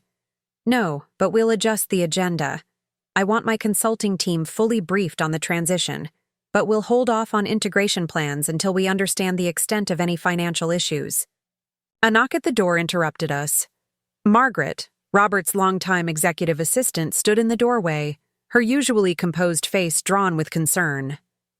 "Mrs. Westlake?" Her voice wavered slightly. "I'm sorry to interrupt, but there's something you should know." Robert returned to his office after the board meeting, removed several files from his private safe, and left the building. He instructed me to cancel all his appointments for the week, citing a family emergency. I exchanged glances with Marcus. Did he say where he was going? No, but he made a call just before leaving. I couldn't hear most of it, but he mentioned something about securing the offshore accounts. The implications were immediate and alarming. "Thank you, Margaret. That's very helpful." After she left, Marcus was already reaching for his phone. "I'll contact the banks immediately to freeze any corporate accounts Robert still has access to. And I'll call Edward. We need to move up our meeting." I paused, considering. Margaret has been with Robert for over a decade. Her loyalty has always been to him. "You think she's warning us on his behalf?" Marcus asked, brow furrowed. "No, I think she's protecting herself and the company. The mention of offshore accounts was deliberate." I reached for my own phone. "She knows something." Edward agreed to meet immediately. Within 15 minutes, he arrived at the conference room carrying a secure laptop and an external hard drive. "I've been keeping a separate record," he explained, connecting the drive. "Off the company servers, secured with encryption that only I can access." As he logged in, I studied his face. Edward had always seemed competent, but unremarkable at company functions, the kind of steady financial officer who inspired confidence without drawing attention. Now I saw something else. The careful vigilance of someone who had been quietly documenting corruption while maintaining a facade of routine compliance. "When did you first notice irregularities?" I asked. "About 14 months ago." Edward brought up a spreadsheet with color-coded entries. "It started small. Consulting fees to companies I couldn't verify, expense reports with missing documentation, vendor contracts with unusual payment structures." "Why didn't you report it to the board?" Marcus asked. Edward's expression tightened. "I did, indirectly. I raised concerns in the audit committee meetings 3 times. Each time, Richard Ballard, who chairs the committee, assured me he would investigate and report back. But he never did, I guessed. Worse. The issues I flagged mysteriously resolved themselves in the system. Documentation suddenly appeared, vendor details were updated, expense reports were adjusted. But only in the official records. My private copies showed the discrepancies." He turned the laptop toward us, showing side-by-side comparisons of original documents and their altered versions. "This is systematic," Marcus observed, his expression grim. "It gets more concerning," Edward continued, navigating to another folder. 8 months ago, I noticed a pattern of payments to a company called TechVantage Solutions. On paper, they provide specialized technical consulting, but I could find almost no information about them. No website, no physical address beyond a P.O. box, no registration history older than a year. "Let me guess," I said. "Substantial payments for vaguely defined deliverables?" Edward nodded. "Over $2.3 million in the past 8 months, all approved. Directly by Robert, bypassing normal procurement protocols." He pulled up another document, a corporate registration filing from the Cayman Islands. It took some digging, but I traced the ownership structure. TechVantage Solutions is owned by a holding company called WM Innovations. "WM?" Marcus questioned. "Westlake and Mitchell," I said quietly, the pieces falling into place. "Robert and Vanessa." Edward nodded grimly. "Exactly. Robert has been funneling company funds into an entity he secretly controls with Vanessa Mitchell. The consulting deliverables are largely fabricated, minimal work product with inflated invoices. The scale of the deception was staggering. This wasn't just about our personal savings or even about Robert's affair. He had been systematically embezzling from the company, using Vanessa as his partner. "This is beyond financial impropriety," Marcus said, his legal mind already calculating the ramifications. "This is fraud, possibly money laundering depending on how the funds were processed afterward." "The offshore accounts Margaret mentioned," I murmured, understanding dawning. "He's trying to secure those funds before we discover them."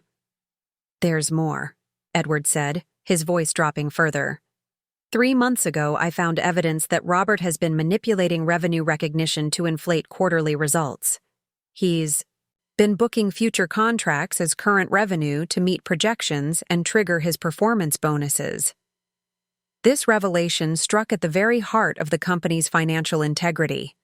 If Westlake had been misrepresenting its financial performance to shareholders and the market, the regulatory consequences could be devastating. "How extensive is the manipulation?" Marcus asked. "Based on my analysis, about 18% of reported revenue in the last 2 quarters wouldn't meet proper recognition standards. It's significant enough to materially misrepresent the company's financial position." I leaned back, absorbing the implications. "So, we're not just facing a transition of leadership. We're potentially facing a financial restatement, regulatory investigation, and shareholder lawsuits. Not to mention potential criminal charges against Robert," Marcus added. "And possibly others," Edward said carefully. "The manipulation would have required cooperation from multiple departments. I've identified at least 3 executives who must have been aware of these practices." "Let me guess," I said. "The same executives who were at Robert's dinner party, mocking my unemployment." Edward looked surprised. "How did you know?" "Just a hunch," I replied. The circle of complicity was becoming clear. Robert had surrounded himself with people who were either actively participating in his schemes or willing to look the other way. "What's our immediate exposure?" I asked, shifting to practical considerations. Edward hesitated. "If we voluntarily disclose the issues, initiate a thorough investigation, and commit to remediation, we might minimize regulatory penalties. But the market reaction would still be severe. We're looking at a potential stock drop of 30–40% once this becomes public." "And if we don't disclose?" Marcus asked, though we all knew the answer. "Then we become complicit in the fraud," Edward said simply. "And when it eventually surfaces, which it will, the consequences would be even more severe." I stood and walked to the window, gathering my thoughts.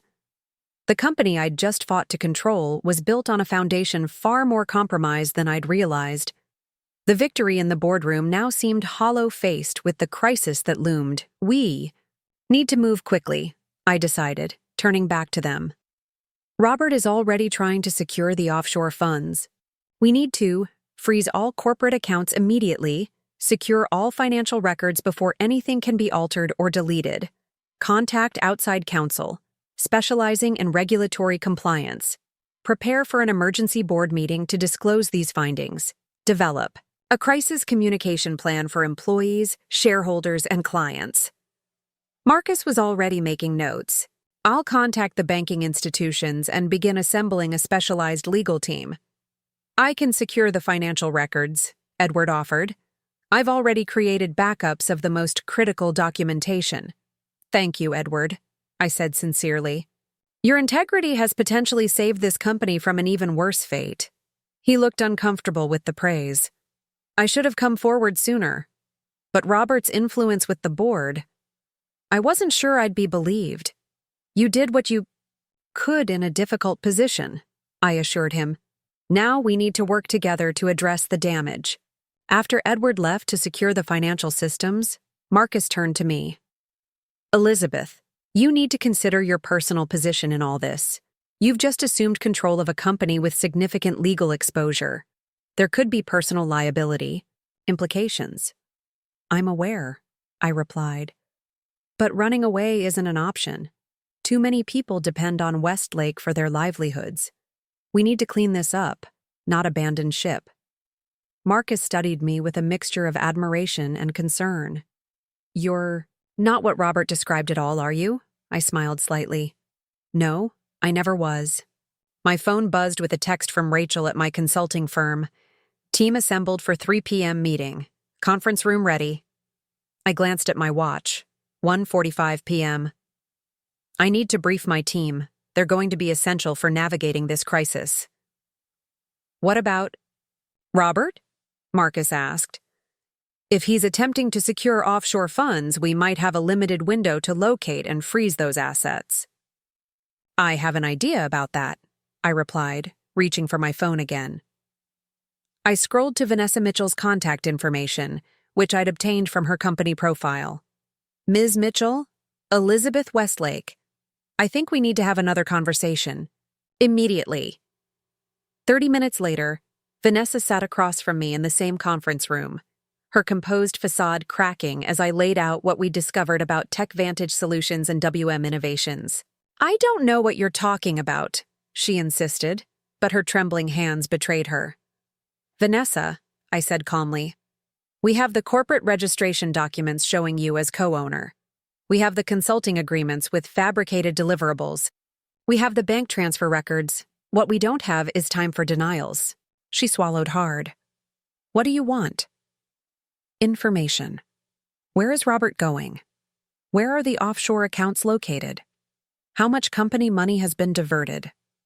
Her eyes widened slightly. He didn't tell me he was going anywhere. But you know? About the offshore accounts, I pressed.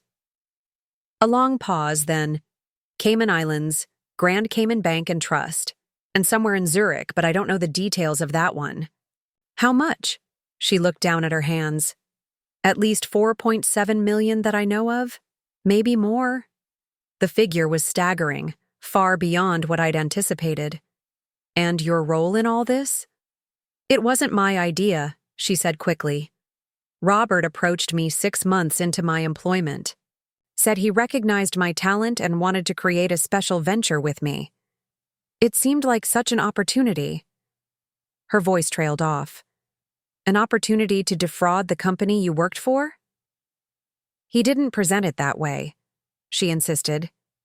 He said it was a standard industry practice, creating external consulting entities to capture additional value from our client relationships. I thought it was legitimate. And the condo? The nearly $400,000 from our personal savings? At this, she had the grace to look genuinely uncomfortable. That was different. That was personal. Between Robert and me. Did you know it was our joint retirement savings? Money we'd set aside for our future? No, she said quietly. He told me it was his investment income. Money he'd earned independently. I studied her carefully, weighing her evident distress against the calculated participation in Robert's schemes. You have a choice to make, Vanessa, right now. What kind of choice? Cooperate fully, provide complete information about all financial improprieties you're aware of, sign sworn statements and testify if necessary, or face the consequences as Robert's co-conspirator. Fear flashed across her face. You're threatening me with criminal charges? I'm offering you a path to potential immunity, I corrected. The authorities will be involved regardless. The question is whether you'll be positioned as a cooperative witness or as a defendant. She took a shaky breath. What would I need to do? Start by calling Robert. Tell him you're concerned about the offshore accounts and need reassurance. Ask where he's going and when he'll be back.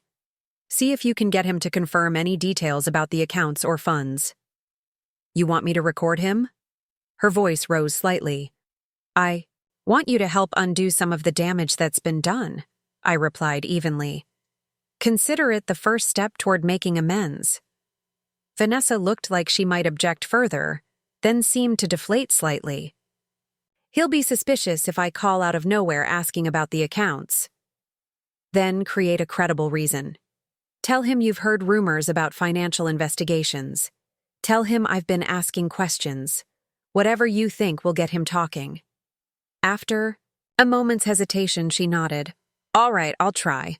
I had Marcus set up a secure recording system on her phone before she made the call.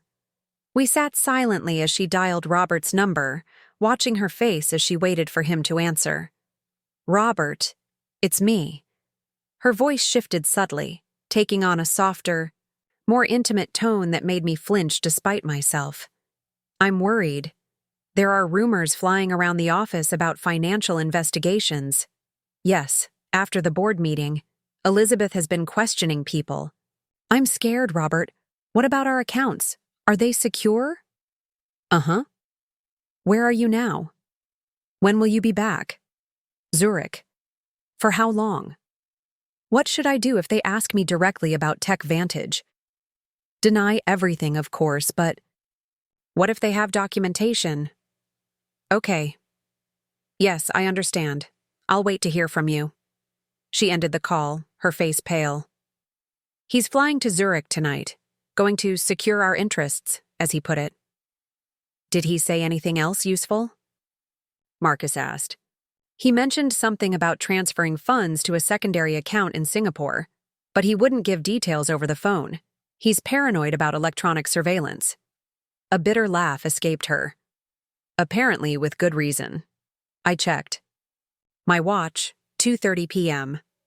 Events were moving rapidly now, the situation evolving from a marital and corporate dispute into something far more serious. "Thank you, Vanessa. That's helpful." I stood, gathering my materials. "Marcus will take your formal statement now. Please be thorough and specific about everything you know regarding TechVantage Solutions, WM Innovations, and any other financial improprieties you're aware of." As I prepared to leave for my meeting with my consulting team, Vanessa called after me. "Elizabeth?" I turned back. "For what it's worth, I am sorry. About the personal funds, I mean. If I'd known they were joint savings." The apology felt inadequate, measured against the scale of betrayal, but I acknowledged it with a nod. "Actions have consequences, Vanessa, for all of us. What matters now is how we address them." I left her with Marcus and headed toward the elevator, my mind racing with contingency plans. The crisis was escalating beyond anything I'd anticipated when I'd first discovered those bank transfers. What had begun as reclaiming what was mine had evolved into a fight to save an entire company from the consequences of Robert's greed and deception. As the elevator descended, my phone buzzed with a text from an unknown number. "You have no idea what you've started. By the time I'm finished, there will be nothing left to control." Robert, evidently not as focused on his escape as I'd hoped. I forwarded the message to Marcus with a brief note. "Add threatening communication to the file."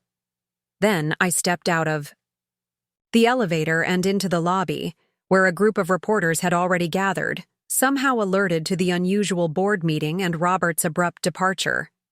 "Mrs. Westlake, can you comment on rumors of a leadership change at Westlake Innovations? Is it true Robert Westlake has left the country amid financial concerns? Are there regulatory investigations pending against the company?" I moved through them without responding, keeping my expression neutral. The media storm was beginning, earlier than anticipated. By tomorrow, everything would be public: the leadership challenge, the financial irregularities, Robert's flight. The company's reputation, stock price, and future hung in the balance.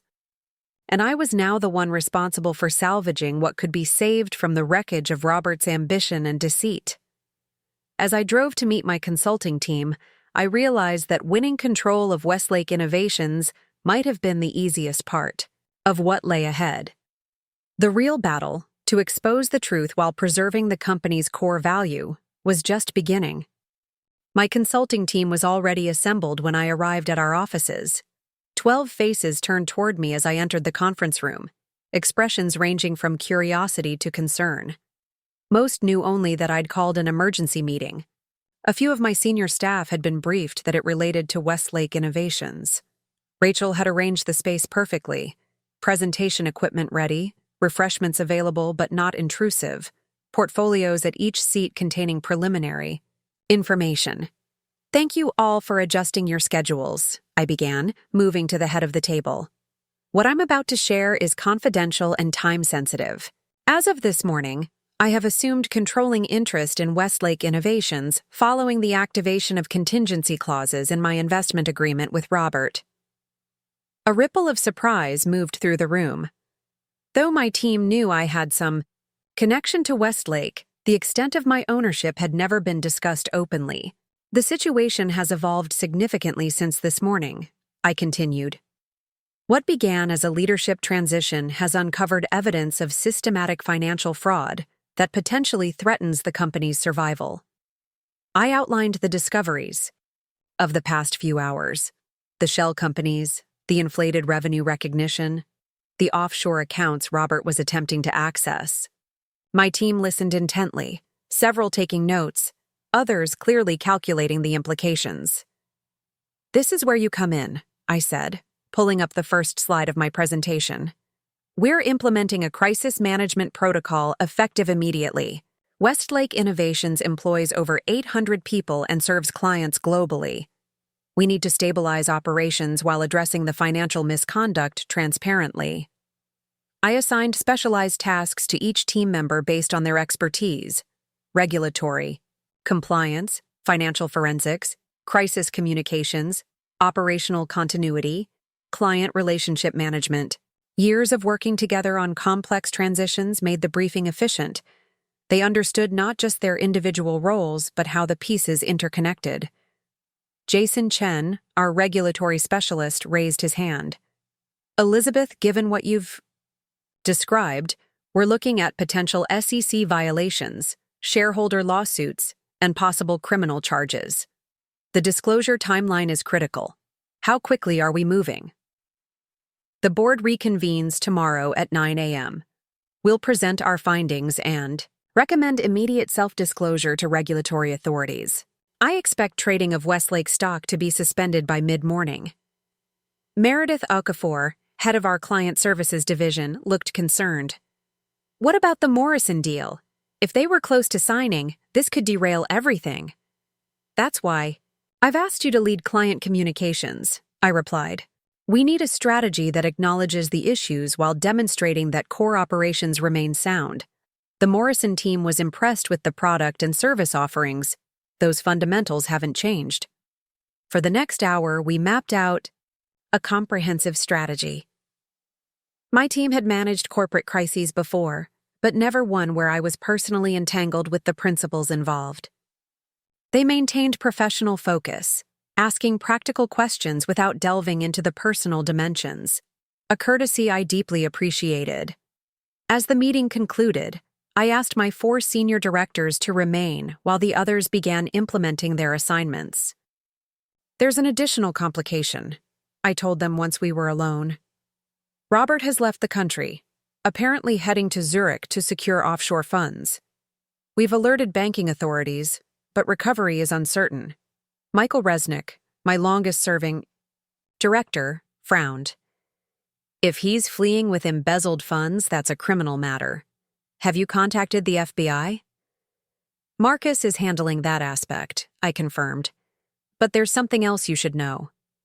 I hesitated, then decided complete transparency was necessary. The initial trigger for all this was Robert transferring our personal savings, nearly $400,000, to Vanessa Mitchell, with whom he was having an affair. Understanding dawned on their faces, the personal betrayal that had led to the discovery of the corporate fraud. "I need you to be aware of this because Robert is likely to claim I'm acting out of personal vengeance rather than corporate responsibility. When the media gets hold of the full story, they'll inevitably focus on the personal angle, which could undermine the credibility of the financial disclosures," Diana Winters, our PR specialist, concluded. "We'll need to get ahead of that narrative." "Exactly. We need to ensure that the seriousness of the financial misconduct remains the focus, regardless of how it was discovered."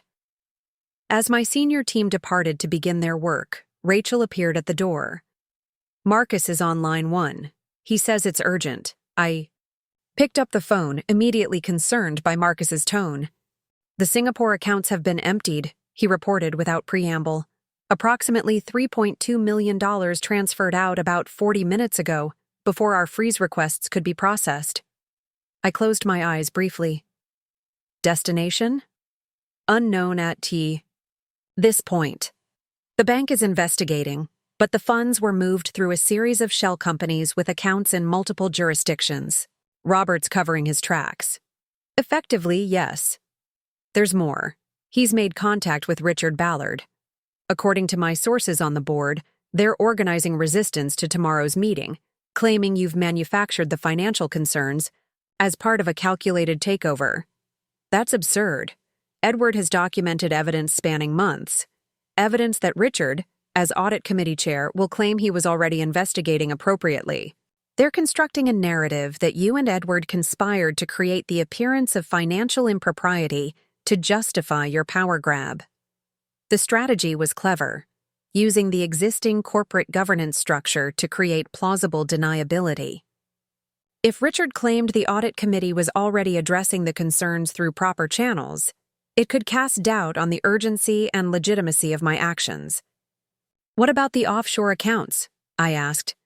Those can't be explained away as normal business operations. They'll claim no knowledge of them, that if such accounts exist, they were created by Robert acting alone, without board knowledge or approval. Throwing Robert under the bus to save themselves, I concluded. Convenient. And potentially effective, Marcus warned. It creates a firewall between Robert's actions and the board's oversight responsibilities. What's our counter strategy? We need Edward's complete documentation at the board meeting.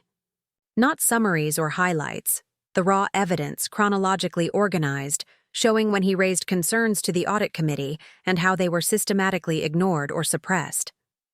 I'll contact him immediately. Anything else? Yes. Vanessa? Mitchell has provided a detailed statement about TechVantage Solutions and WM Innovations. It's damning, Elizabeth.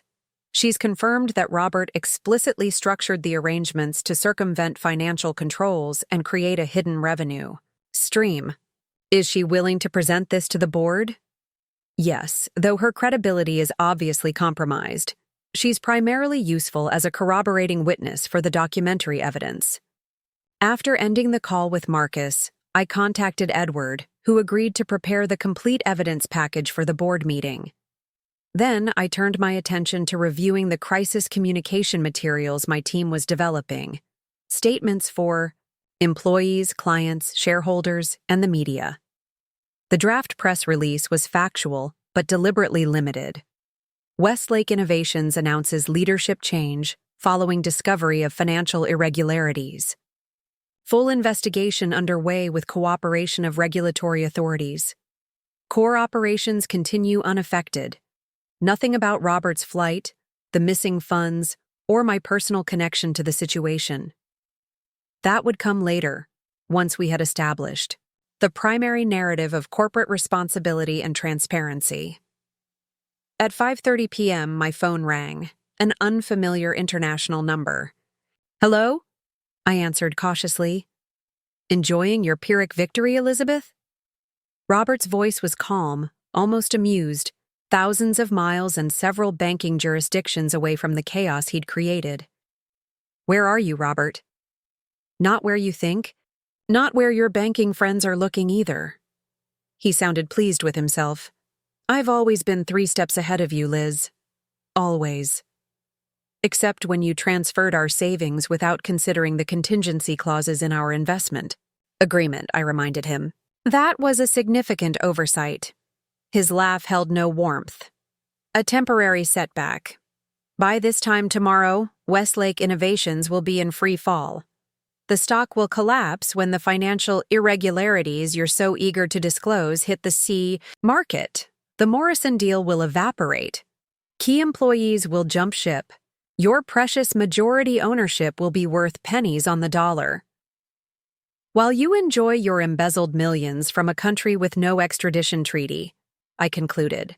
Is that the plan? I prefer to think of it as appropriate compensation for building the company from nothing. My company, Elizabeth. No matter what legal tricks you've employed, I kept my voice steady. The company you built through fraud, misrepresentation, and theft. Is that the legacy you want, Robert? Is that what your parents would be proud of? The mention of his parents, particularly his father, whose approval Robert had sought his entire life, struck a nerve. "Don't pretend this is about ethics," he snapped. "This is about revenge because I found someone who appreciates me. Someone who understands what I've built and supports my vision instead of constantly questioning and second-guessing me." "Vanessa has provided a complete statement about TechVantage Solutions and your offshore accounts," I informed him, keeping my tone matter of fact. "She's agreed to testify in exchange for potential immunity." Silence stretched for several seconds. "You're bluffing," he finally said, but uncertainty had crept into his voice. She made quite an extensive statement, very detailed about the revenue, manipulation schemes, the falsified consulting deliverables, the structure of WM Innovations. She even mentioned the Singapore transfers you were planning. "That bitch," he muttered, composure cracking. "After everything I've done for her, like using our retirement savings to buy her a luxury condo?" I interjected. "Yes, she was terribly ungrateful about that once she understood the potential prison sentence she was facing as your co-conspirator." Another silence, longer this time. I could almost hear him recalculating, reassessing his position now that Vanessa had apparently turned against him. "It doesn't change anything," he finally declared, though his voice lacked its earlier confidence. "The board won't support you. Richard and the others will block any attempt to disclose these so-called irregularities. They're already organizing against you." "I'm aware of Richard's efforts," I acknowledged, "but he may find his position less secure than he imagines once the full documentation is presented. Edward has been quite thorough in recording when and how the audit committee suppressed his concerns. A sharp intake of breath told me this was news to Robert. He'd known about Richard's resistance, but not about Edward's documentation of the audit committee's complicity. "You can't possibly think you'll walk away from this unscathed," Robert said after a moment. "Even if you survive the immediate crisis, the company will be crippled by investigations, lawsuits, regulatory penalties. Is that what you want? To rule over ruins?" "What I want," I replied evenly, "is accountability.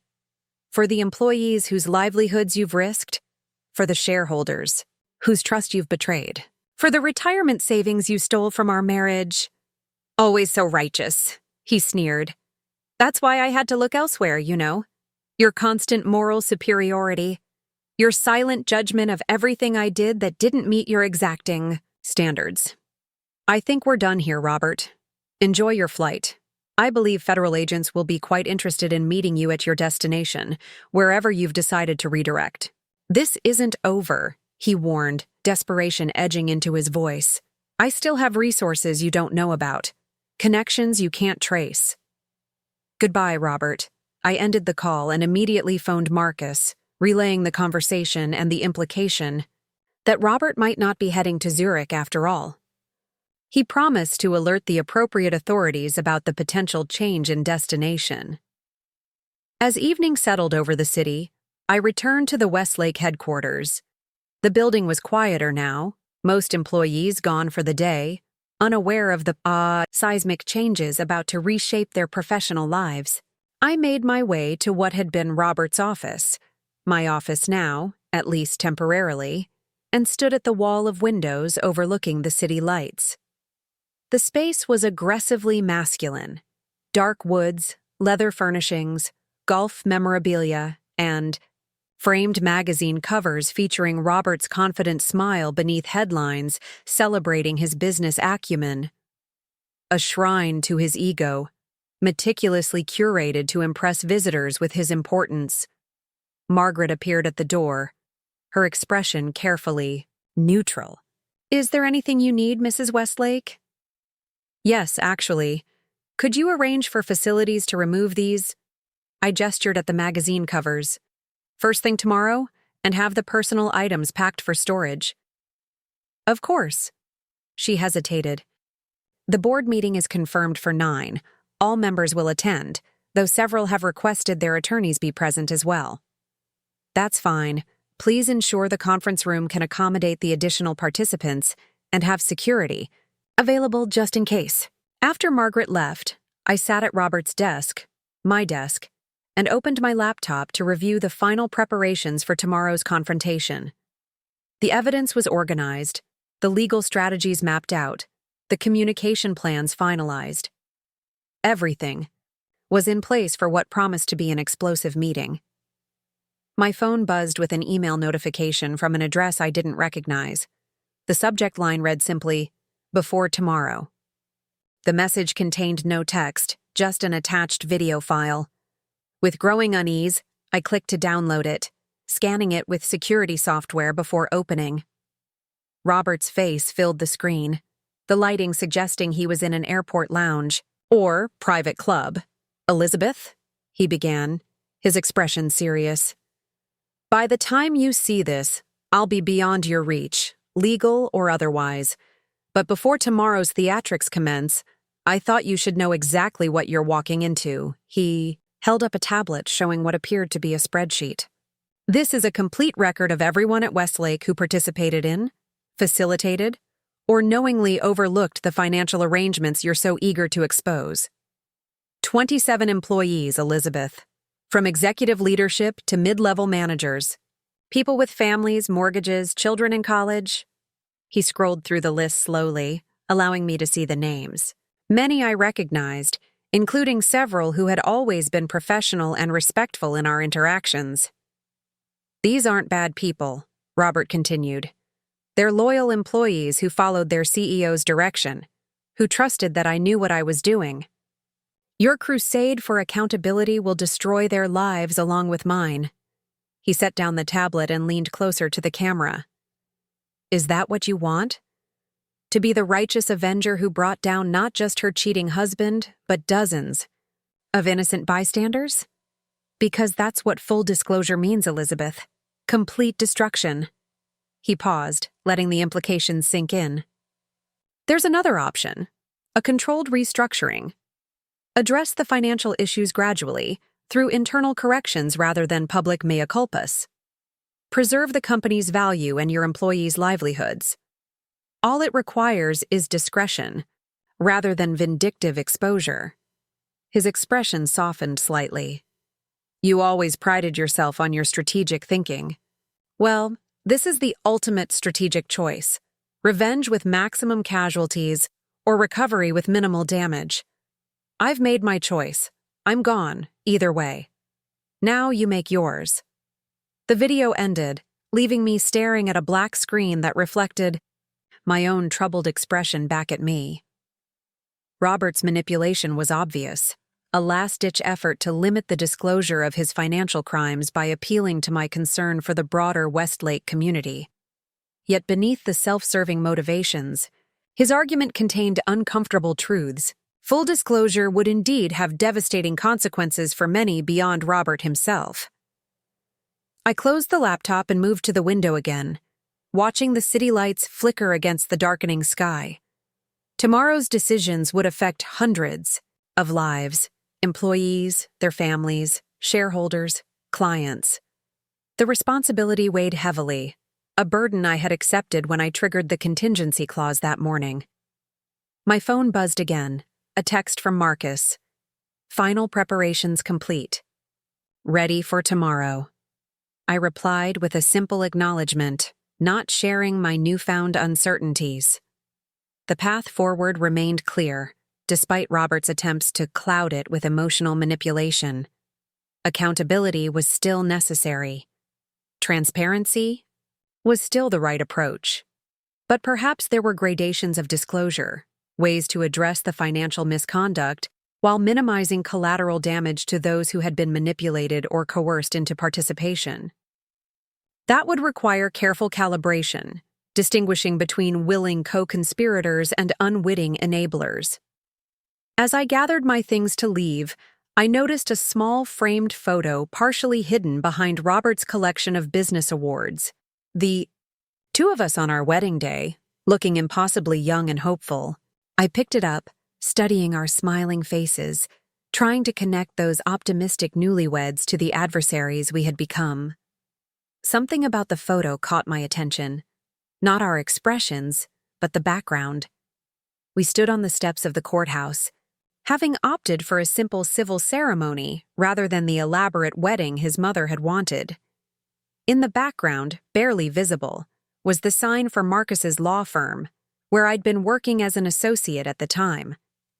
The coincidence struck me as oddly meaningful. That day, I had believed we were building a life together based on mutual respect and shared dreams. Now, 17 years later, I was returning to those courthouse steps, metaphorically if not literally, to dismantle what remained of our union through legal proceedings that would likely end in criminal charges. The irony wasn't lost on me, as I set the photo face down on the desk and turned to leave. Tomorrow would bring its own challenges and decisions. Tonight, I needed rest and clarity to face what promised to be the most difficult day of my professional life. As I drove home through the quiet streets, Robert's parting question echoed in my mind. Revenge with maximum casualties, or recovery with minimal damage? The answer, I was beginning to realize, might not be as binary as he had framed it. Perhaps there was a third path, one that balanced accountability with compassion, justice with mercy. Finding that balance would be my greatest challenge yet. In the end, I found the third path, one that balanced justice with mercy. At the board meeting, I presented a carefully calibrated disclosure strategy. Full prosecution for Robert and his inner circle of 4 executives who knowingly orchestrated the fraud, but structured immunity agreements for the 22 others, who had been coerced or manipulated into participation. Richard Ballard resigned in disgrace when Edward's documentation revealed his deliberate suppression of financial concerns. The board was reconstructed with new independent directors committed to ethical governance. The company weathered the inevitable stock drop, but our transparent approach and detailed recovery plan stabilized investor confidence faster than anyone predicted. The Morrison deal proceeded after a 3-month delay and became the cornerstone of our rebuilt client portfolio. Through international financial investigations, we recovered $2.1 million of the embezzled funds. The rest vanished into anonymous cryptocurrency accounts. Robert evaded authorities for 11 months before being apprehended in Jakarta and extradited to face justice. His 8-year sentence felt neither vindictive nor lenient, simply appropriate for the damage he'd caused. Vanessa cooperated fully, avoiding prison through her testimony. I occasionally see her byline on marketing articles for small regional firms, rebuilding her career far from the executive suite she once coveted. As for me, I remained CEO for 3 transformative years, implementing governance structures that made Westlake a case study in corporate ethics. Our workforce not only survived but grew to over 1,000 employees. The company's value tripled, making my majority ownership worth far more than our stolen retirement savings. Last month, I transitioned to chairperson, passing CEO responsibilities to Edward Chen, whose integrity had saved the company when mine alone might not have been enough. Robert still writes occasionally from prison, bitter, unrepentant letters I no longer open. The woman he believed incapable of running his company has moved beyond the need for his acknowledgement or approval. In the strangest of ironies, his betrayal led me to my greatest professional achievement and personal growth. Some might call it karma. I prefer to think of it as reclaiming what was always mine, not just financial security, but the confidence to stand firmly in my own power. Up next, you've got 2 more standout stories right on your screen. If this one hit the mark, you won't want to pass these up. Just click and check them out. And don't forget to like, subscribe, and turn on the notification bell so you don't miss any upload from us.